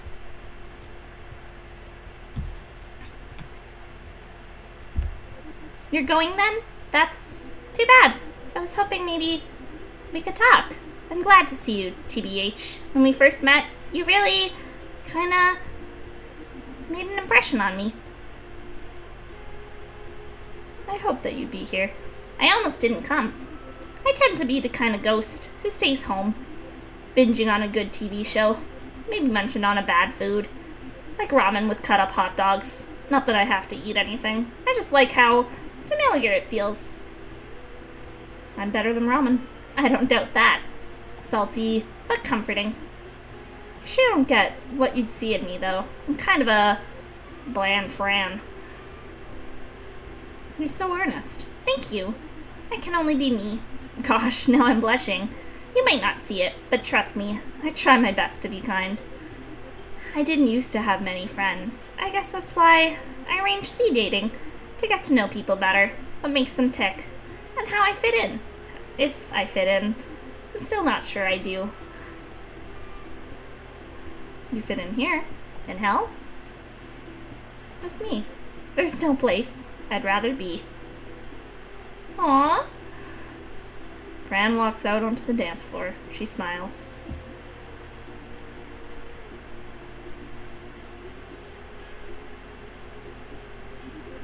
Thank you so much for signing up for this silly little speed dating, and for taking the time to know me and all these other misfit spirits. I can't imagine what our deaths would be like without you here to liven things up.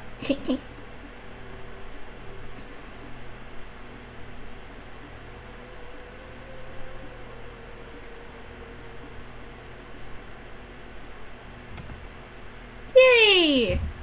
Aw, that's a cute end. Spirit of opportunity.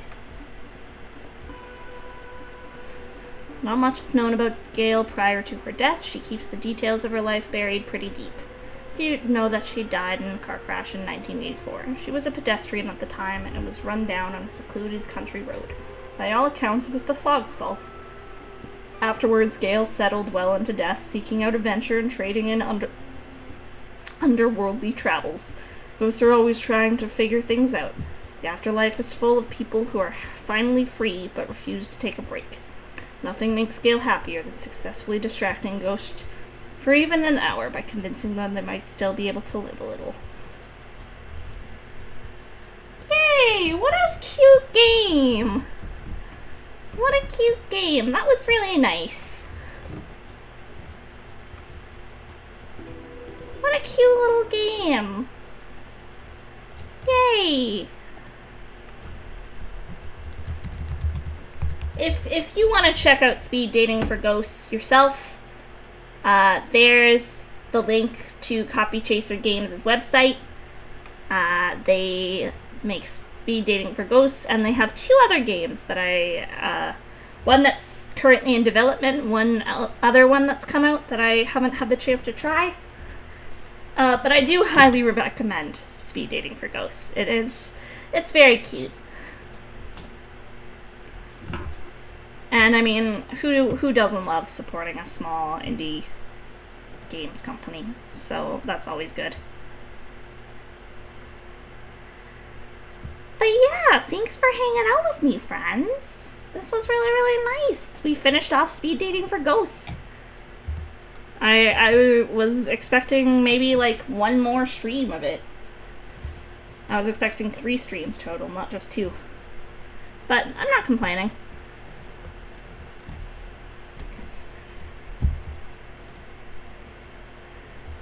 So, my schedule for the week is going to be posted on Twitter here, probably shortly after the stream is done. But tomorrow you can look forward to more Pokemon Black and White Soul Link Nuzlocke shenanigans with Arcnon and I. Wednesday we're going to be playing some Kirby Superstar. Thursday, we're going to be starting up Boyfriend Dungeon on stream, and that's going to be really, really exciting. And Saturday and Sunday, I'm not entirely sure what we're going to stream yet, but it'll be posted on my Twitter, so make sure to go check it out there. As always, the Orchard Discord is welcome to new members. I'm hoping to have another community night here pretty soon. Just, as people know, June was really heckin' crazy for me, so with dealing with health stuff and all that jazz. So now that it's July, I'm hoping to do something there pretty soon. And then if you miss a stream and you want to like catch up on them, go check out my VOD channel on YouTube. I really want to start learning how to make, like, kind of cut down the VODs and make them into little highlight reels, so people can watch either the full VOD or just a highlight reel if they want. But editing takes time, and I don't have a lot of time, unfortunately. Now, who do we want to send some love to? Oh, you know who we're gonna send some love to? We're gonna send some love to Autumn Mozilla. She is a very cute Kitsune VTuber.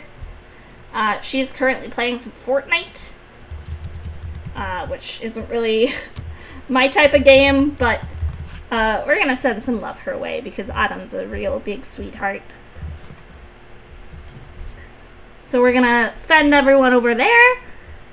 My schedule will be coming here probably pretty soon on Twitter. So stay tuned. And I will see you tomorrow for some Pokemon with Arcnon.